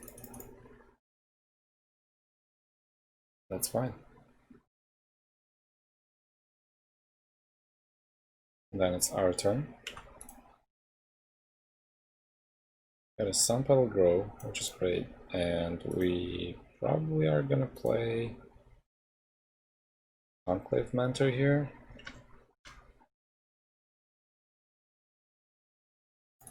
And go -2 on Nissa.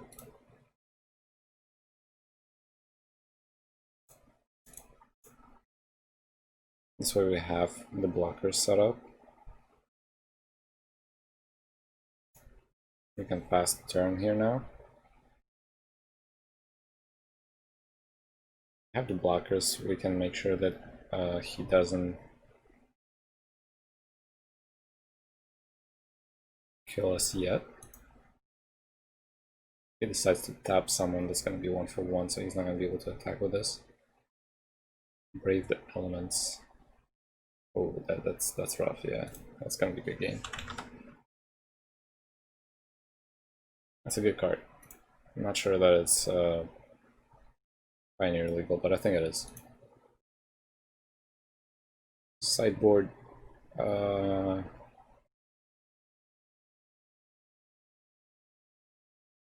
think Mentor of Heroes has to go here. And what we're gonna bring in is gonna be bring in the Ballista main board.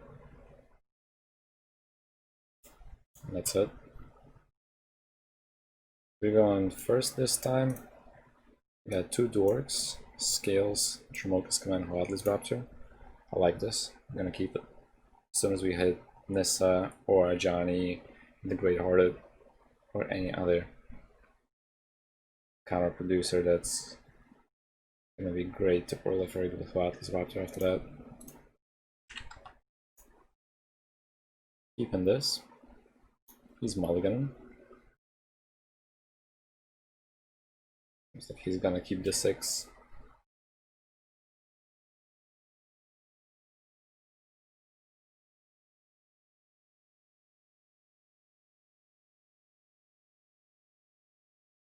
Keeping. Alright, so let's start with the Forest, Elvish Mystic Pass. Next turn, Temple Garden, Elvish Mystic, Hardened Scales. Most probably. Soldier of the Pantheon.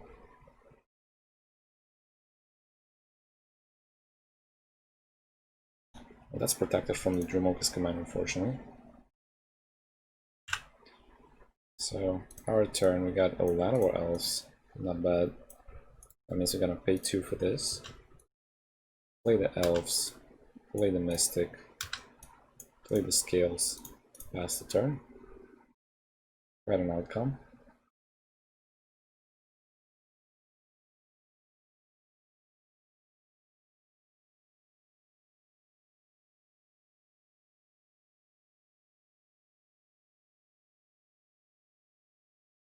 Now would be nice to draw a Planeswalker. Or we could draw the Johnny's called Oath of Ajani. Yeah. Who is this? High Priest of Penance. Is this Pioneer legal? Not sure. You will destroy target non-land permanent. Not bad. Pretty good. There's another Dromoka's Command. At least we can now use it on the High Priest, so it's not that bad. And I think we're gonna do it right now. Let's do Jamoka's command.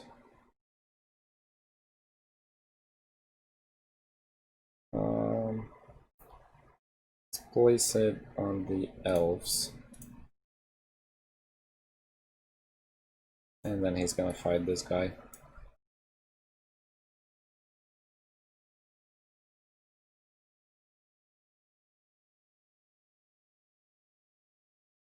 Kills the scales, but that's okay. Pass the turn.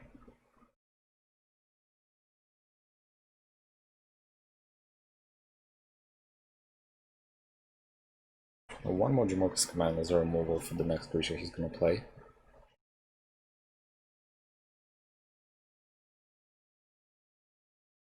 Perhaps 3, something big is coming. Demolished Marshal, that's great. Would be happy to remove that. Excellent target.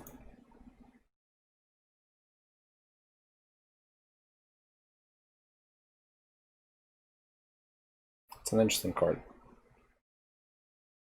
It's not Pioneer legal though. But I'm gonna let it slide.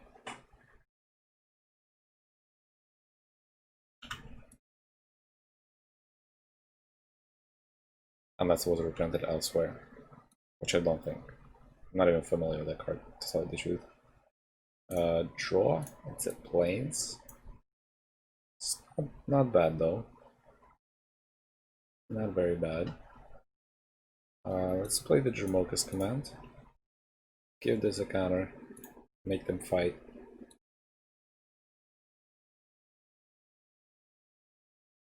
And I could play the Huatli's Raptor here. To be honest, that's gonna be proliferating this. I'm just gonna keep it for now and pass the turn. I'm able to play the slow game here, hopefully if you don't draw the lands only. Should be able to do a lot. Lower Rune Enforcer. That can't tap anything yet though. And Italia's Lieutenant, okay. There it is. Still have a blocker for now though.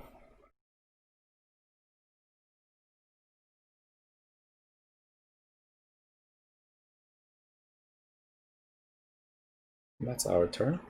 So untap, draw. There's a Nissa. I should be going 1, 2. Or no, 1, 2, 3. Play the Nissa. We'll put a counter on each of these creatures. So that's gonna go 1, 1, 1. And then we'll play the Raptor to proliferate everything. Pass the turn. You can't kill Nissa quite yet. Well, maybe he can, depends on what he's gonna draw, but we have pretty good board state already. He can't tap the Llanowar Elves, which is 6/6. Pretty big Llanowar Elves.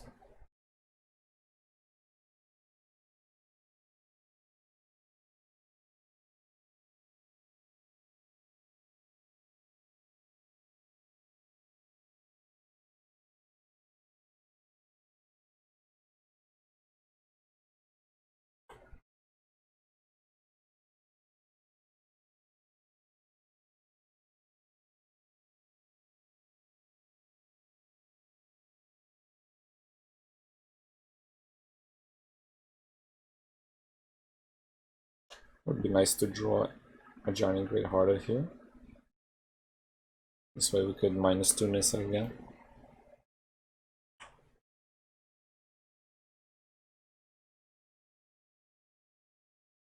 Dire Tactics.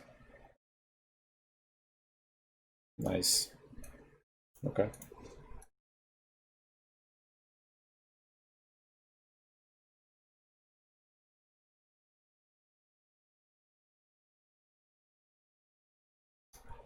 Totally forgot about this. This is a pretty worthwhile inclusion here. He's gonna tap this, he's gonna kill the Nissa, it's fine. So this is gonna attack Nissa. This is gonna attack me, so I'll take one, Nissa is dead. And it's our turn. It's the land.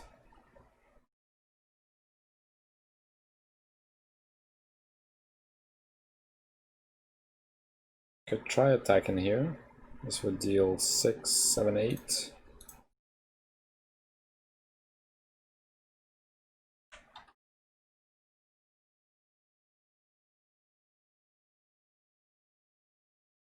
Let's pass the turn.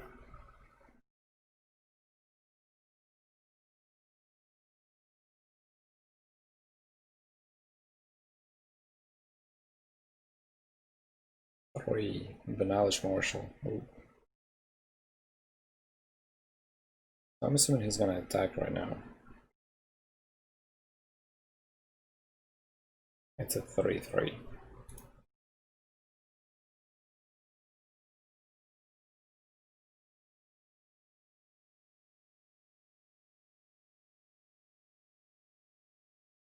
That's 4, 7, 10. But he didn't attack.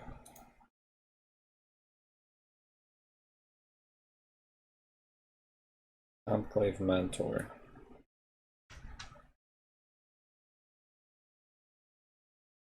Let's play the Conclave Mentor.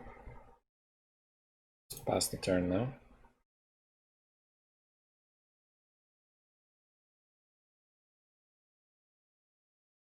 Not drawing any Planeswalkers, which is not great.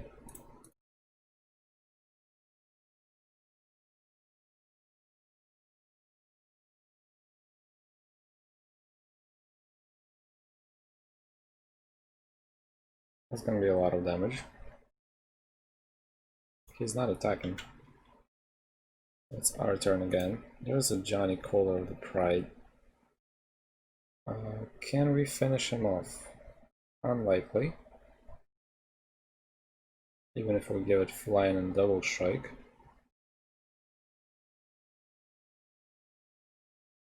It's gonna force him to attack a Johnny though.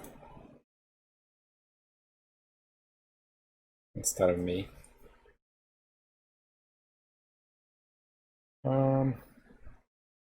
Do I want to play that right now? Otherwise I'm gonna be dead, so I think I should be playing this yet.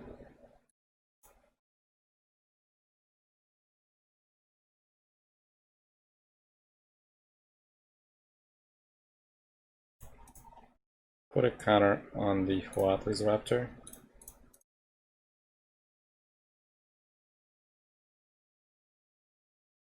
I guess.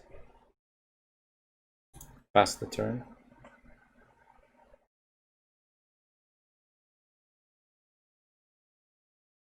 I guess if I put it on Elvish Mystic, I could give it double strike if he survives.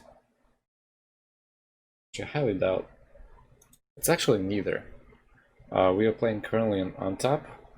It's a website platform that has the new cards in. Neither online or arena has the new core set 2021. So we are playing on a different platform just to test it out. And I like this platform a lot. It's similar to Cockatrice, if you're familiar with that, or the X-Mage, except this is a browser-based platform and it doesn't have rule integration.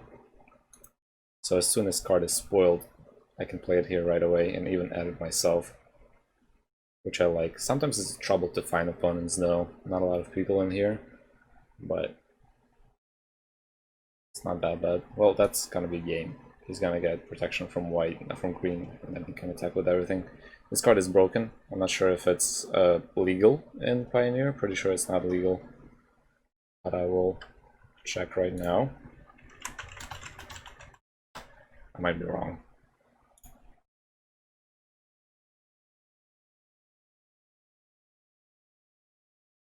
This is M14, so it is Pioneer legal. Interesting, and it's only white creatures, right? Yeah. So that's legal, but this is not. High Priest. Pretty sure it's not legal. Definitely not. It is. Wait, Gatecrash is Pioneer legal, so we're starting with the Return to Ravnica block as a legal block. Why did I always think it was M14? Alright, because M14 was right before Return to Ravnica, if I'm not mistaken. Or not. I don't know, I'm confused now. Oh, that's cool. You're sharing your 2 secret layer codes. That's awesome. This one is a good game. Wishing you good luck finding someone. I'm pretty sure I redeemed all the secret layer codes on at least the old ones. On the MTGO and Arena. If you're interested though, on Wednesday we're gonna be playing MTGO, testing the beaters list, and on Thursday we'll be playing a league with the green-black Golgari beaters, Hardened Scales.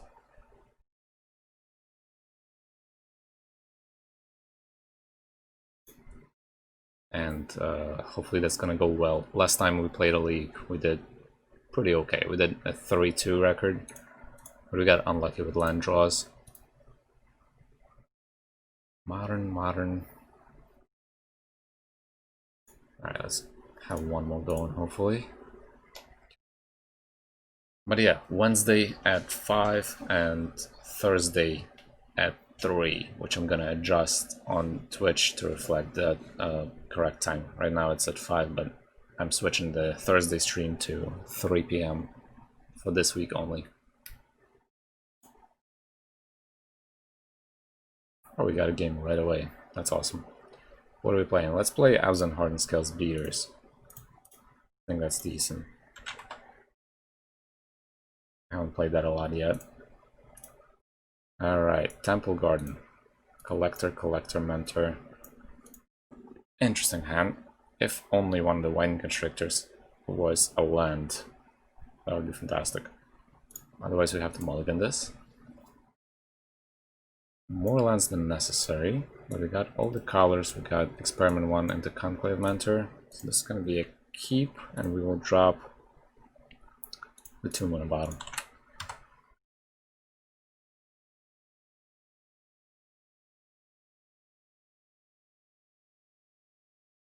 Alright, Glade Cower Scout. Awesome. We're playing the Hexproof deck. That's a third Concealed Courtyard. Play Bloom and Marsh into Experiment 1. Let's see who's faster. He's probably going to be faster with the Timur Battle Rage, if I'm not mistaken. If he's playing red. If he's not playing red, then it's going to be the Enchantments, which I think is the more possible version. Yeah, Aqueous Form cannot be blocked. Gets the Scry and Ethereal Armor. That means this creature is gonna be pretty big already. That's +2, yep, 3.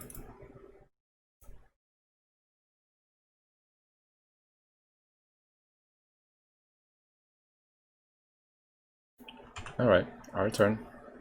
We got a Pelt Collector. Feel okay going aggressive here as soon as possible, I guess. So, Conclave Mentor. Combat Swing for 3.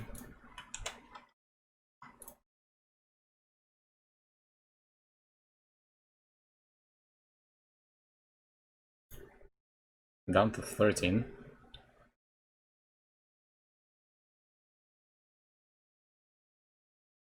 So his Canopy Vista tapped. Sentinel's Eyes, so he's 5/5. Has Vigilance though, he doesn't have to tap, but I guess he missed that. We're gonna let him know in a second.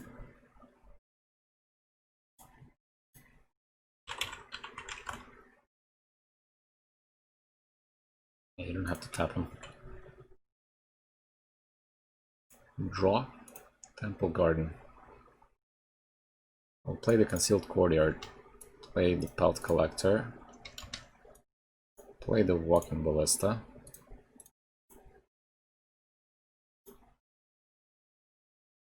Can't really attack past that right now. And if he has another one of these, we're gonna be dead next turn. If he doesn't, we might be able to attack him next turn. We'll see.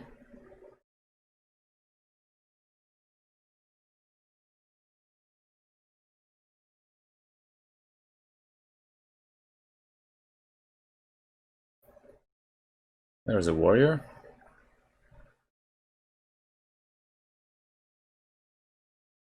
So he has another ethereal arm. I should have started with that. That's a good game. I cannot block it, and I cannot do anything to it, essentially. That should be 12-12 now. Is it not? 1, 2, 3, 4, 5. Twice, so that's 10, 11, 12, 13. Yeah, it's a 13, 13. Yeah, that's a good game. It's a tough deck playing against, even if it wouldn't have hexproof. What can we do in the sideboard to make sure this is removed? Well, we got several choices here. One, Barrier Breach is going to get rid of all the enchantments, so definitely going to play with that. Back to Nature, also awesome. And we could play with Thought Seizes. I don't think we will.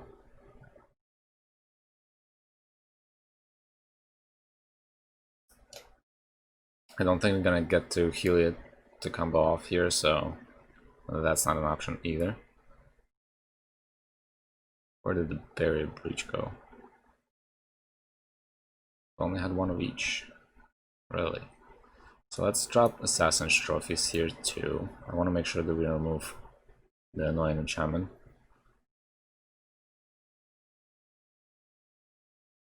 And for the cards that we are dropping, we'll drop the Raptor. We'll drop the Ozoliths. We'll keep one Raptor in, or not. It's fine. Okay. So we're going first now. Solid start in hand. No response to his hand though, unfortunately. We're going first, so there's a chance that we could draw a response, and for now we can start out aggressive.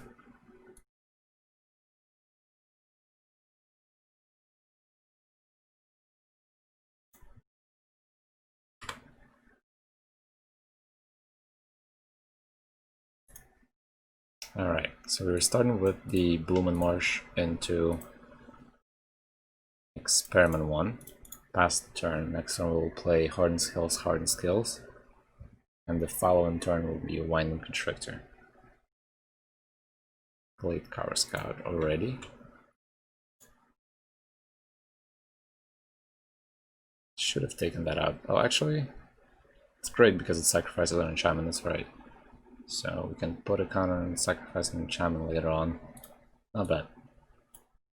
Play Mana Confluence, we'll play the Scales. And we'll pay 1 life and play another Scales. Go to combat, we'll attack for 1. Pass the turn.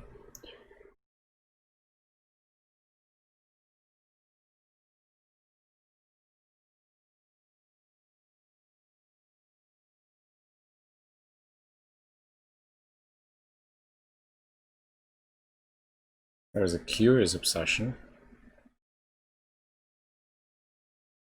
It's gonna be annoying.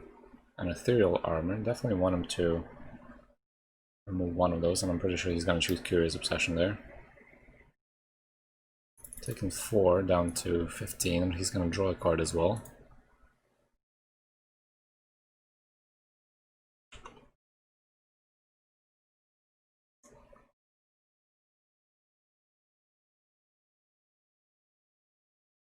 Really don't want him attacking anymore, but if I do that right now, I won't be able to grow the Experiment 1.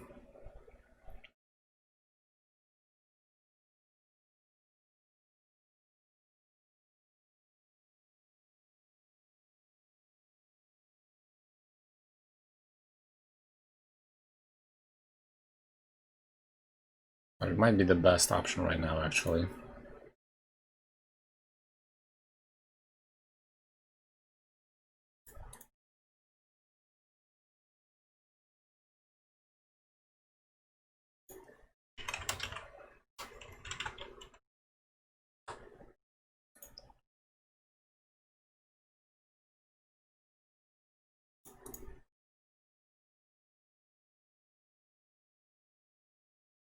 He's gotta think here, because if he sacrifices this, he loses quite a lot of power on this. If he decides to sacrifice that, he's losing the card draw.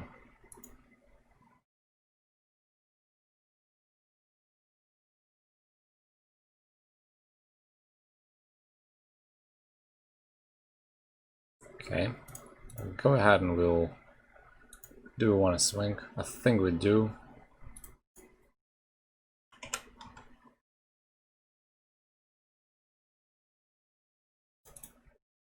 Pass the turn.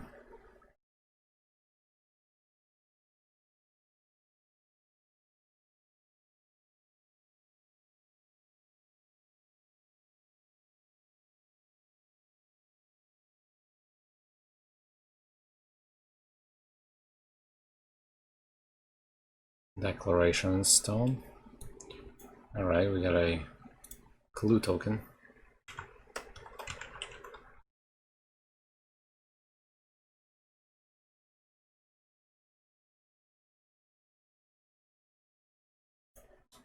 Taking 2 here, down to 12. There's another mana confluence. We'll start with the Conclave Mentor here, I think. Maybe Wine Constrictor. I still think we're not going to be able to block it. But we'll see.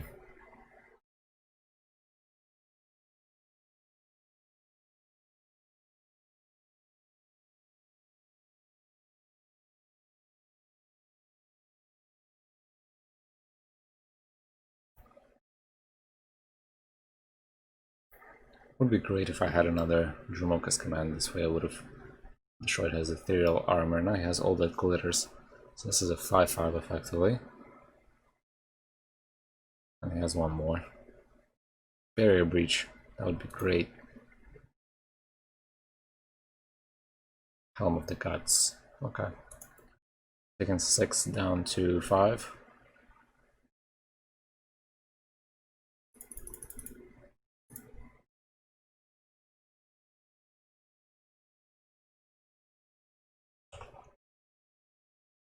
Our turn. Got a Temple Garden. So I need to sacrifice a clue here. Otherwise I'm not surviving this game.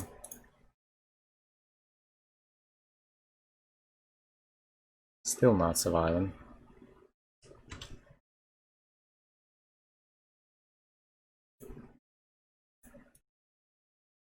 Gotta play this, hope that we maybe can swing by somehow. Pass the turn. The only hope here is to block, get 2 life. But if he has this or the flying, then it's a good game. It's pretty hard to play against the deck if you don't have removal in your hand. And this is not the deck I'm prepared to play against at all. Although we could have been luckier with drawing the enchantment removal, which we didn't.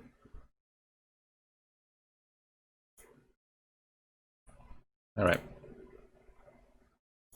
I'm not sure if this is... Yeah, this guy's offline, so that's not gonna happen. Let's see, draft, standard, not really much. Let's find another game.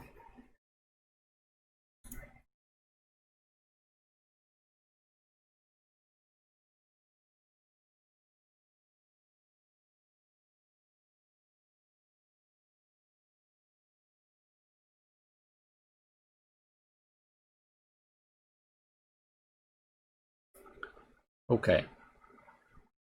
What do we want to play now? Do we want to play Beaters again or Super Friends? I think we can try Super Friends again. I mean Beaters, my bad. Check the beaters deck and set Superfriends. Only I can do that. Okay. Let me modify the list. I forgot to do that. Abzan beaters. You should have the full list available right now on the right.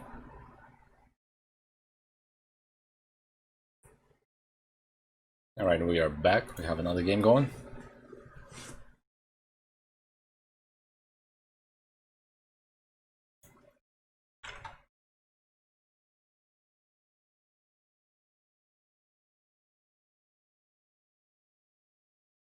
Okay.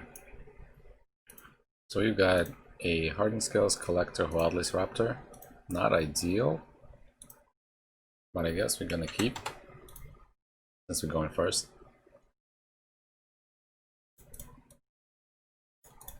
Let's pass the turn.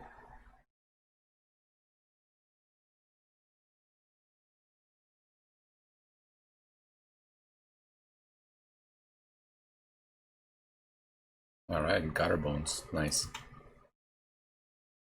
We got an Avatar of the Resolute. Not bad.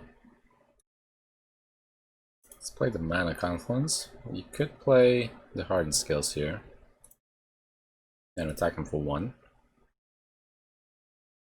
Or we can play this Raptor here.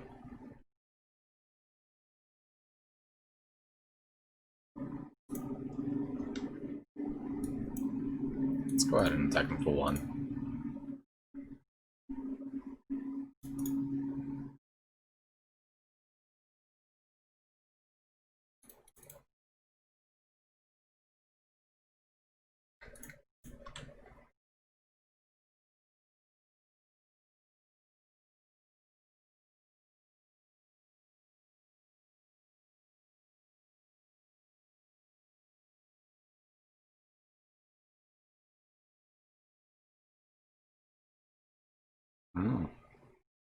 Honored Crop Captain. So we are taking 3 here, I think.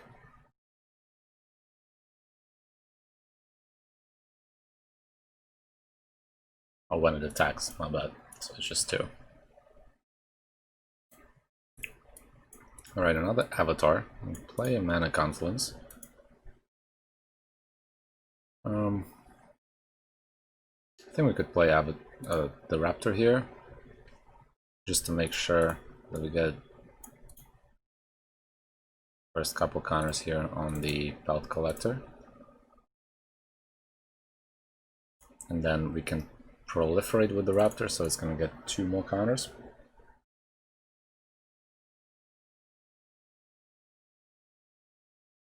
Let's go to combat and hit him for 5.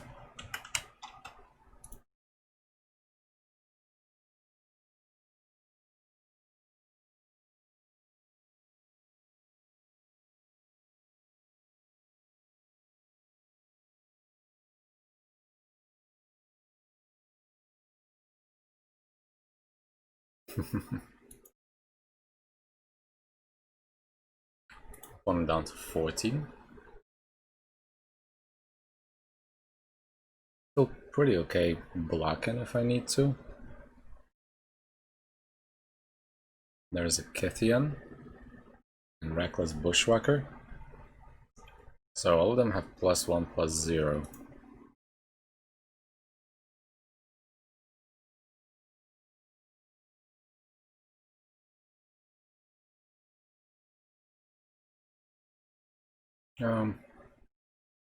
Well, we're gonna take 7, quite a lot here, but I'm okay with blocking Kithian.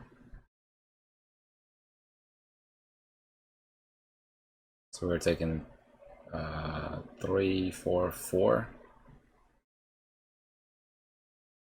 11. Thanks, he did my math for me. And then it's our turn, so we untap. I was hoping it was going to be a land, but it's not a land. It's unfortunate.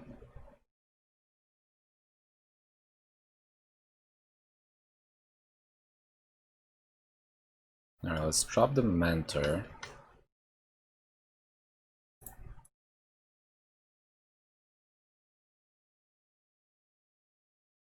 And pass the turn.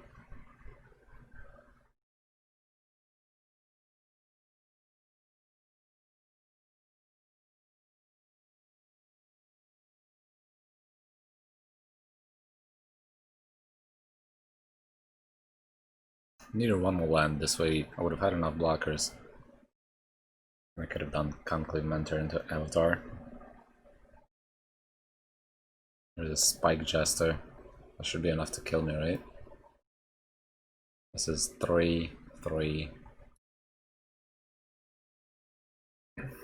Well, I should be surviving still. So we'll block that, and we'll block this.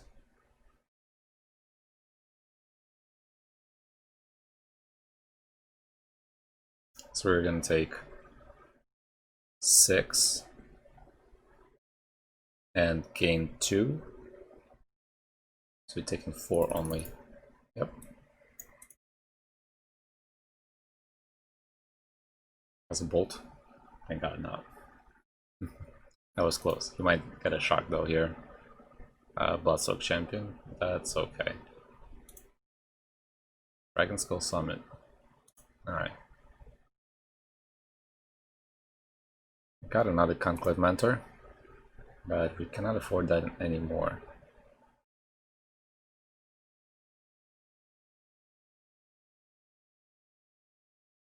And unfortunately we cannot even play it. But that's gonna be a good game. I didn't die to mana confluences here, I died to not drawing lands here essentially. So hopefully second game goes better. What are we bringing in? Well, we could bring Thoughtseizes, but not on a play. I don't want to bring it on a play. Maybe Scavenging Oozes, actually. That's not a bad idea. A couple Scavenging Oozes main board. Could add a Dromoka's Command. I already have 3, I think that's enough.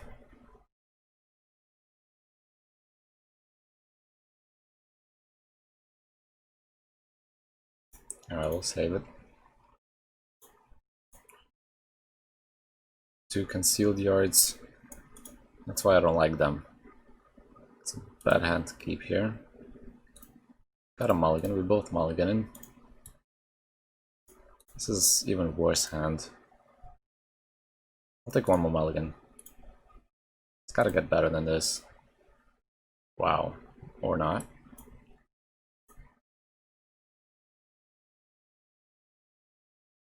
Guess we're gonna have to keep this and drop this down. Drop this down. Pass the turn. That's rough.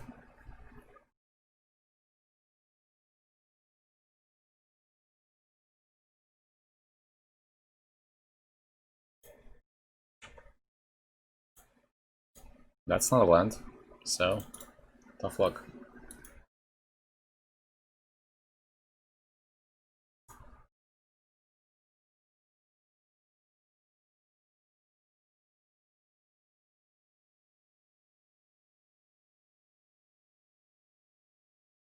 Yeah, that's 3.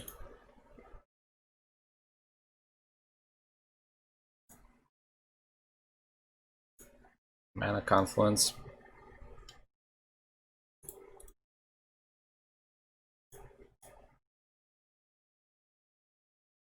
Pass the turn.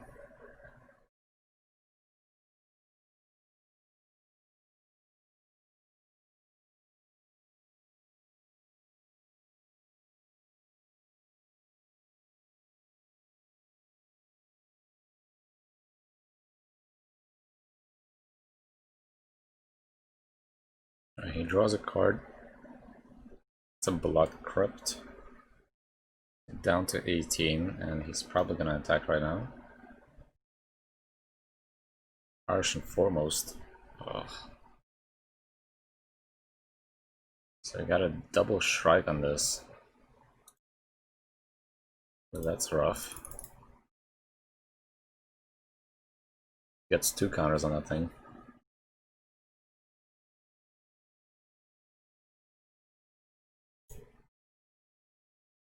Still not a land. Can't do really anything useful here. So this is our best bet. I'm gonna put in a 3 counters on this. And getting rid of Arshan, I guess.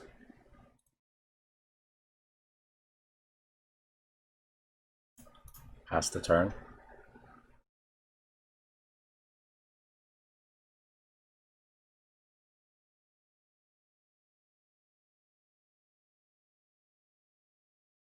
Okay. Drawing a land would be great next. If we drew a land, that would be Experiment 1 into Avatar. Goes to combat and attacks with both. 5. Can't let this grow anymore. That's gonna block. Which I'm sure he's gonna cash in to kill the Constrictor as well, and we're gonna take 2.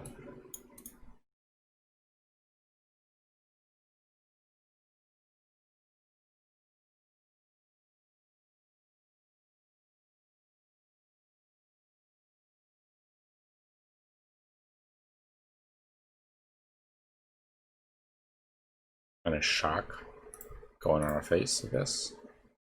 Nice.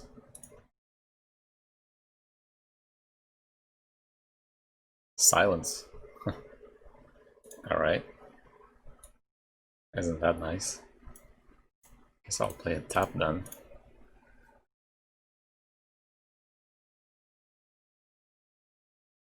He silenced us. Seems good. There is a shock. Kithian for 2. And a reckless Bushwhacker for 2 more. And that's surged, so I mean, cannot really do anything about that.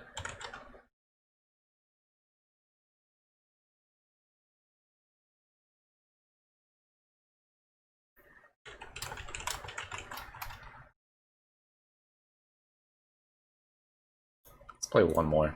We were stuck at a 1 land to keep when we went down to 5, so it wasn't great. Keep it the way it is. And alright, so what do we have here? We have Bloom and Marsh, Concealed Courtyard, and we have Stone Coil. Not bad. I'll keep this.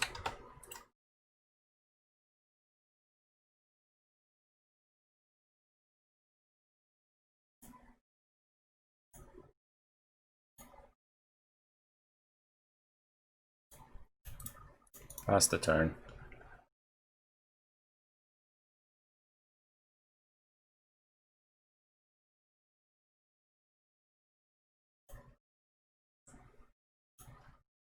Sealed Courtyard.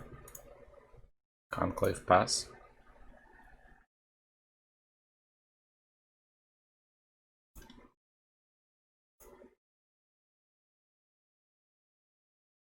There is a Bloodsoaked Champion number 2 and Kithian. Doesn't attack. Another fast land. That's interesting. Well, it's gonna be Bloom and Marsh. I could play Ballista here. And Stone Cold Serpent, I guess. That's why we get rid of this. So Stone Cold Serpent for 1. And a Ballista for 1. Get rid of Kithian. That's a good game.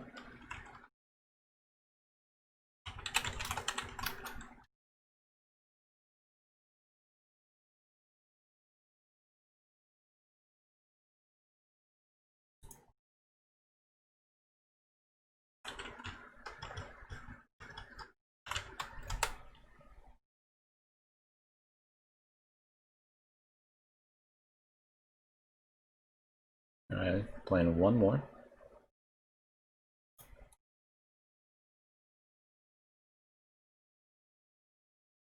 Experiment 1. This seems like a decent hand to keep, so we'll definitely keep this.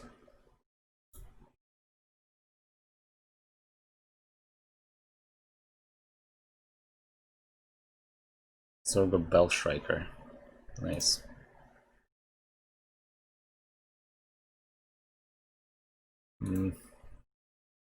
So we'll pay 2 life for this. And go with Belt Collector pass.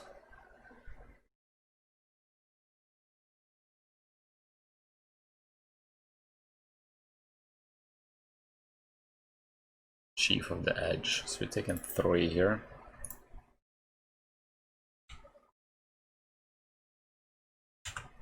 Alright. Got a concealed courtyard. That's great. Do I want to play the constructor right now? I could.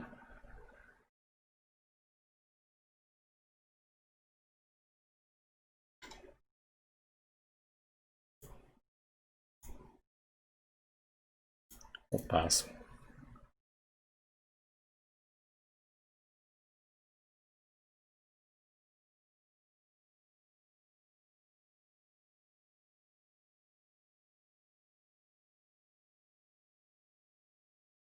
Goblet Shrine, and we see Kithian. Attacks with both. Could very much take it.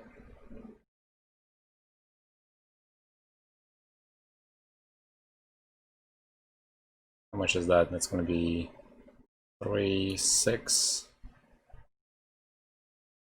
This could be a lot. Alright, we're going to take that.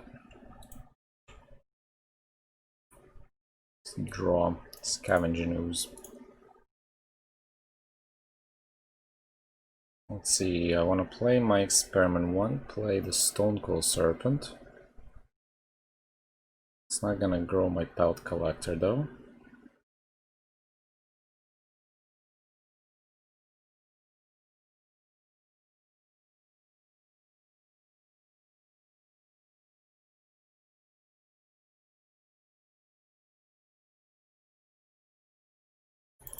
Take a hit here. Play the Experiment 1.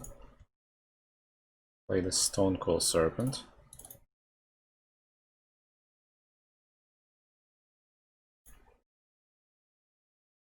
And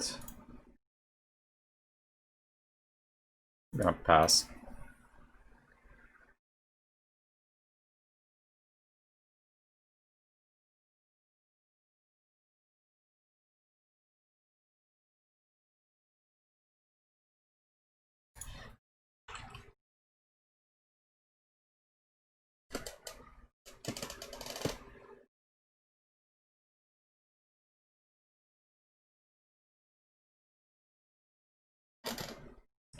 Sharks Experiment 1. Okay. Oh, he wants to do it. Oh, okay. Gotcha. Sure.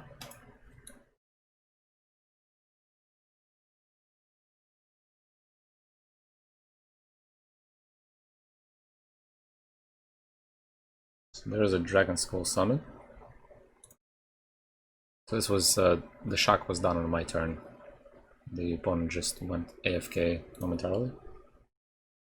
That was in response to my Stonecold Serpent being on a battlefield triggering the evolve ability. Dragon Skull Summit.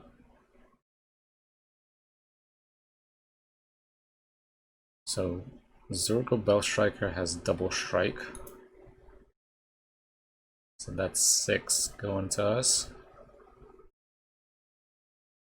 Could set up double block, but I'm losing both. Taking 6 down to 1 is an option though. Because we can gain life with the Scavenging Ooze and we can potentially eat 1 creature. Not ideal. Not ideal. It's gonna be 2 for 1 though, which is even worse. Alright, let's go down to 1. This card is too good.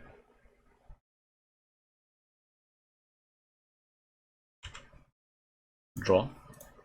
That's a Pelt Collector.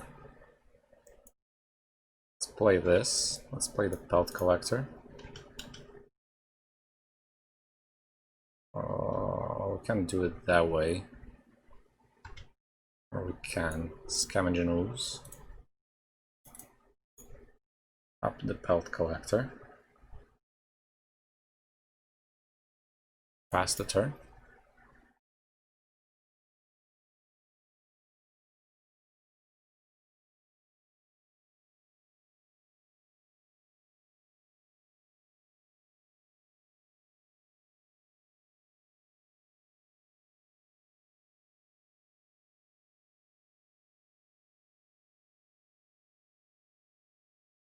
next turn Avatar would potentially come in with 5 counters if we use the Ooze's ability before that.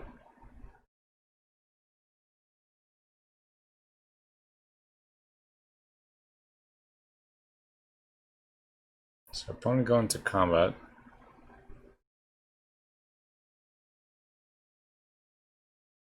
So I'm assuming he's attacking, and this is getting double strike. 12. So that's a 3-2 double striker. 3-2 double striker. Not great.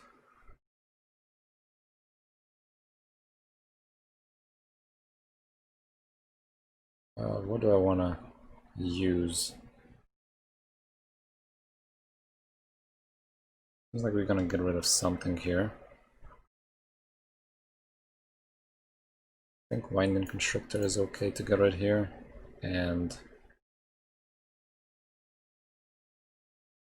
it would be the Belt Collector.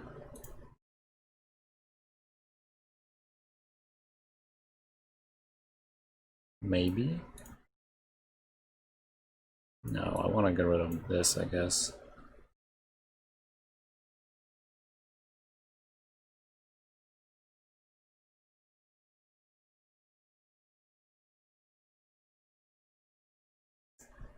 Alright.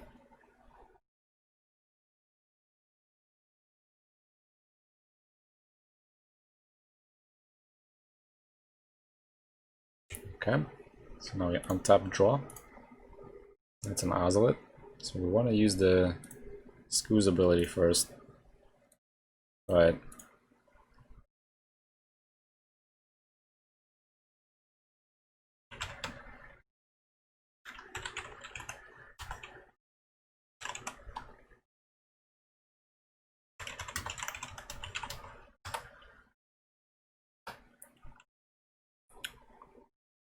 we can use the Scoo's ability actually here.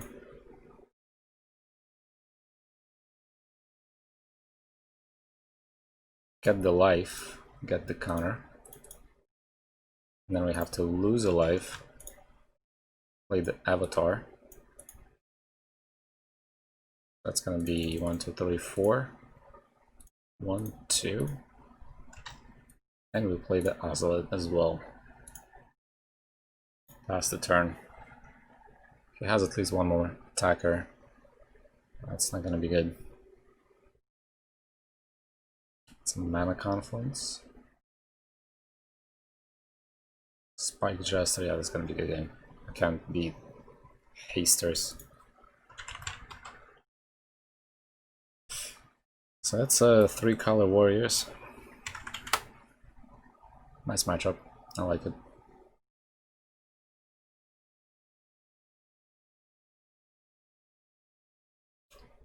Didn't do that good here. Well, mainly the reason was losing life of our lands. That's primarily the reason why we lost, because we lost life on our own and we couldn't play a lot of things just because we were losing so much life.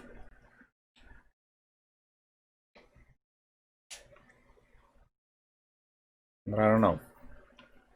If we play black-green beaters, we're still using Llanowar Waste, although we can tap it for colorless, but against these aggressive decks, and I'm sure this is going to be very similar if we play against the mono red, that we're going to be short on life all the time. Hopefully we get some new land very soon that's Selesnya colors. Maybe fast lands are going to get reprinted. I hope so. Alright, so it's been 3 hours. We did some decent games. I think we showcased a lot of decks today. And I think we're gonna finish on this note, and we're gonna come back on Wednesday at 5 and we'll do some testing with the regular Golgari beaters. We're gonna test it more, play some practice matches. Last time we played it was last week, so not to be rusty before the league, we'll test it a little bit more, and then Thursday we'll do a league at 3 p.m. which I'll make sure to note on this schedule on the stream. So thanks a lot to everyone who was watching, and I hope you enjoyed this. Hope you get some useful knowledge out of this, and I hope I see you back. So take care, have fun, and happy Father's Day to everyone who's celebrating. Take care.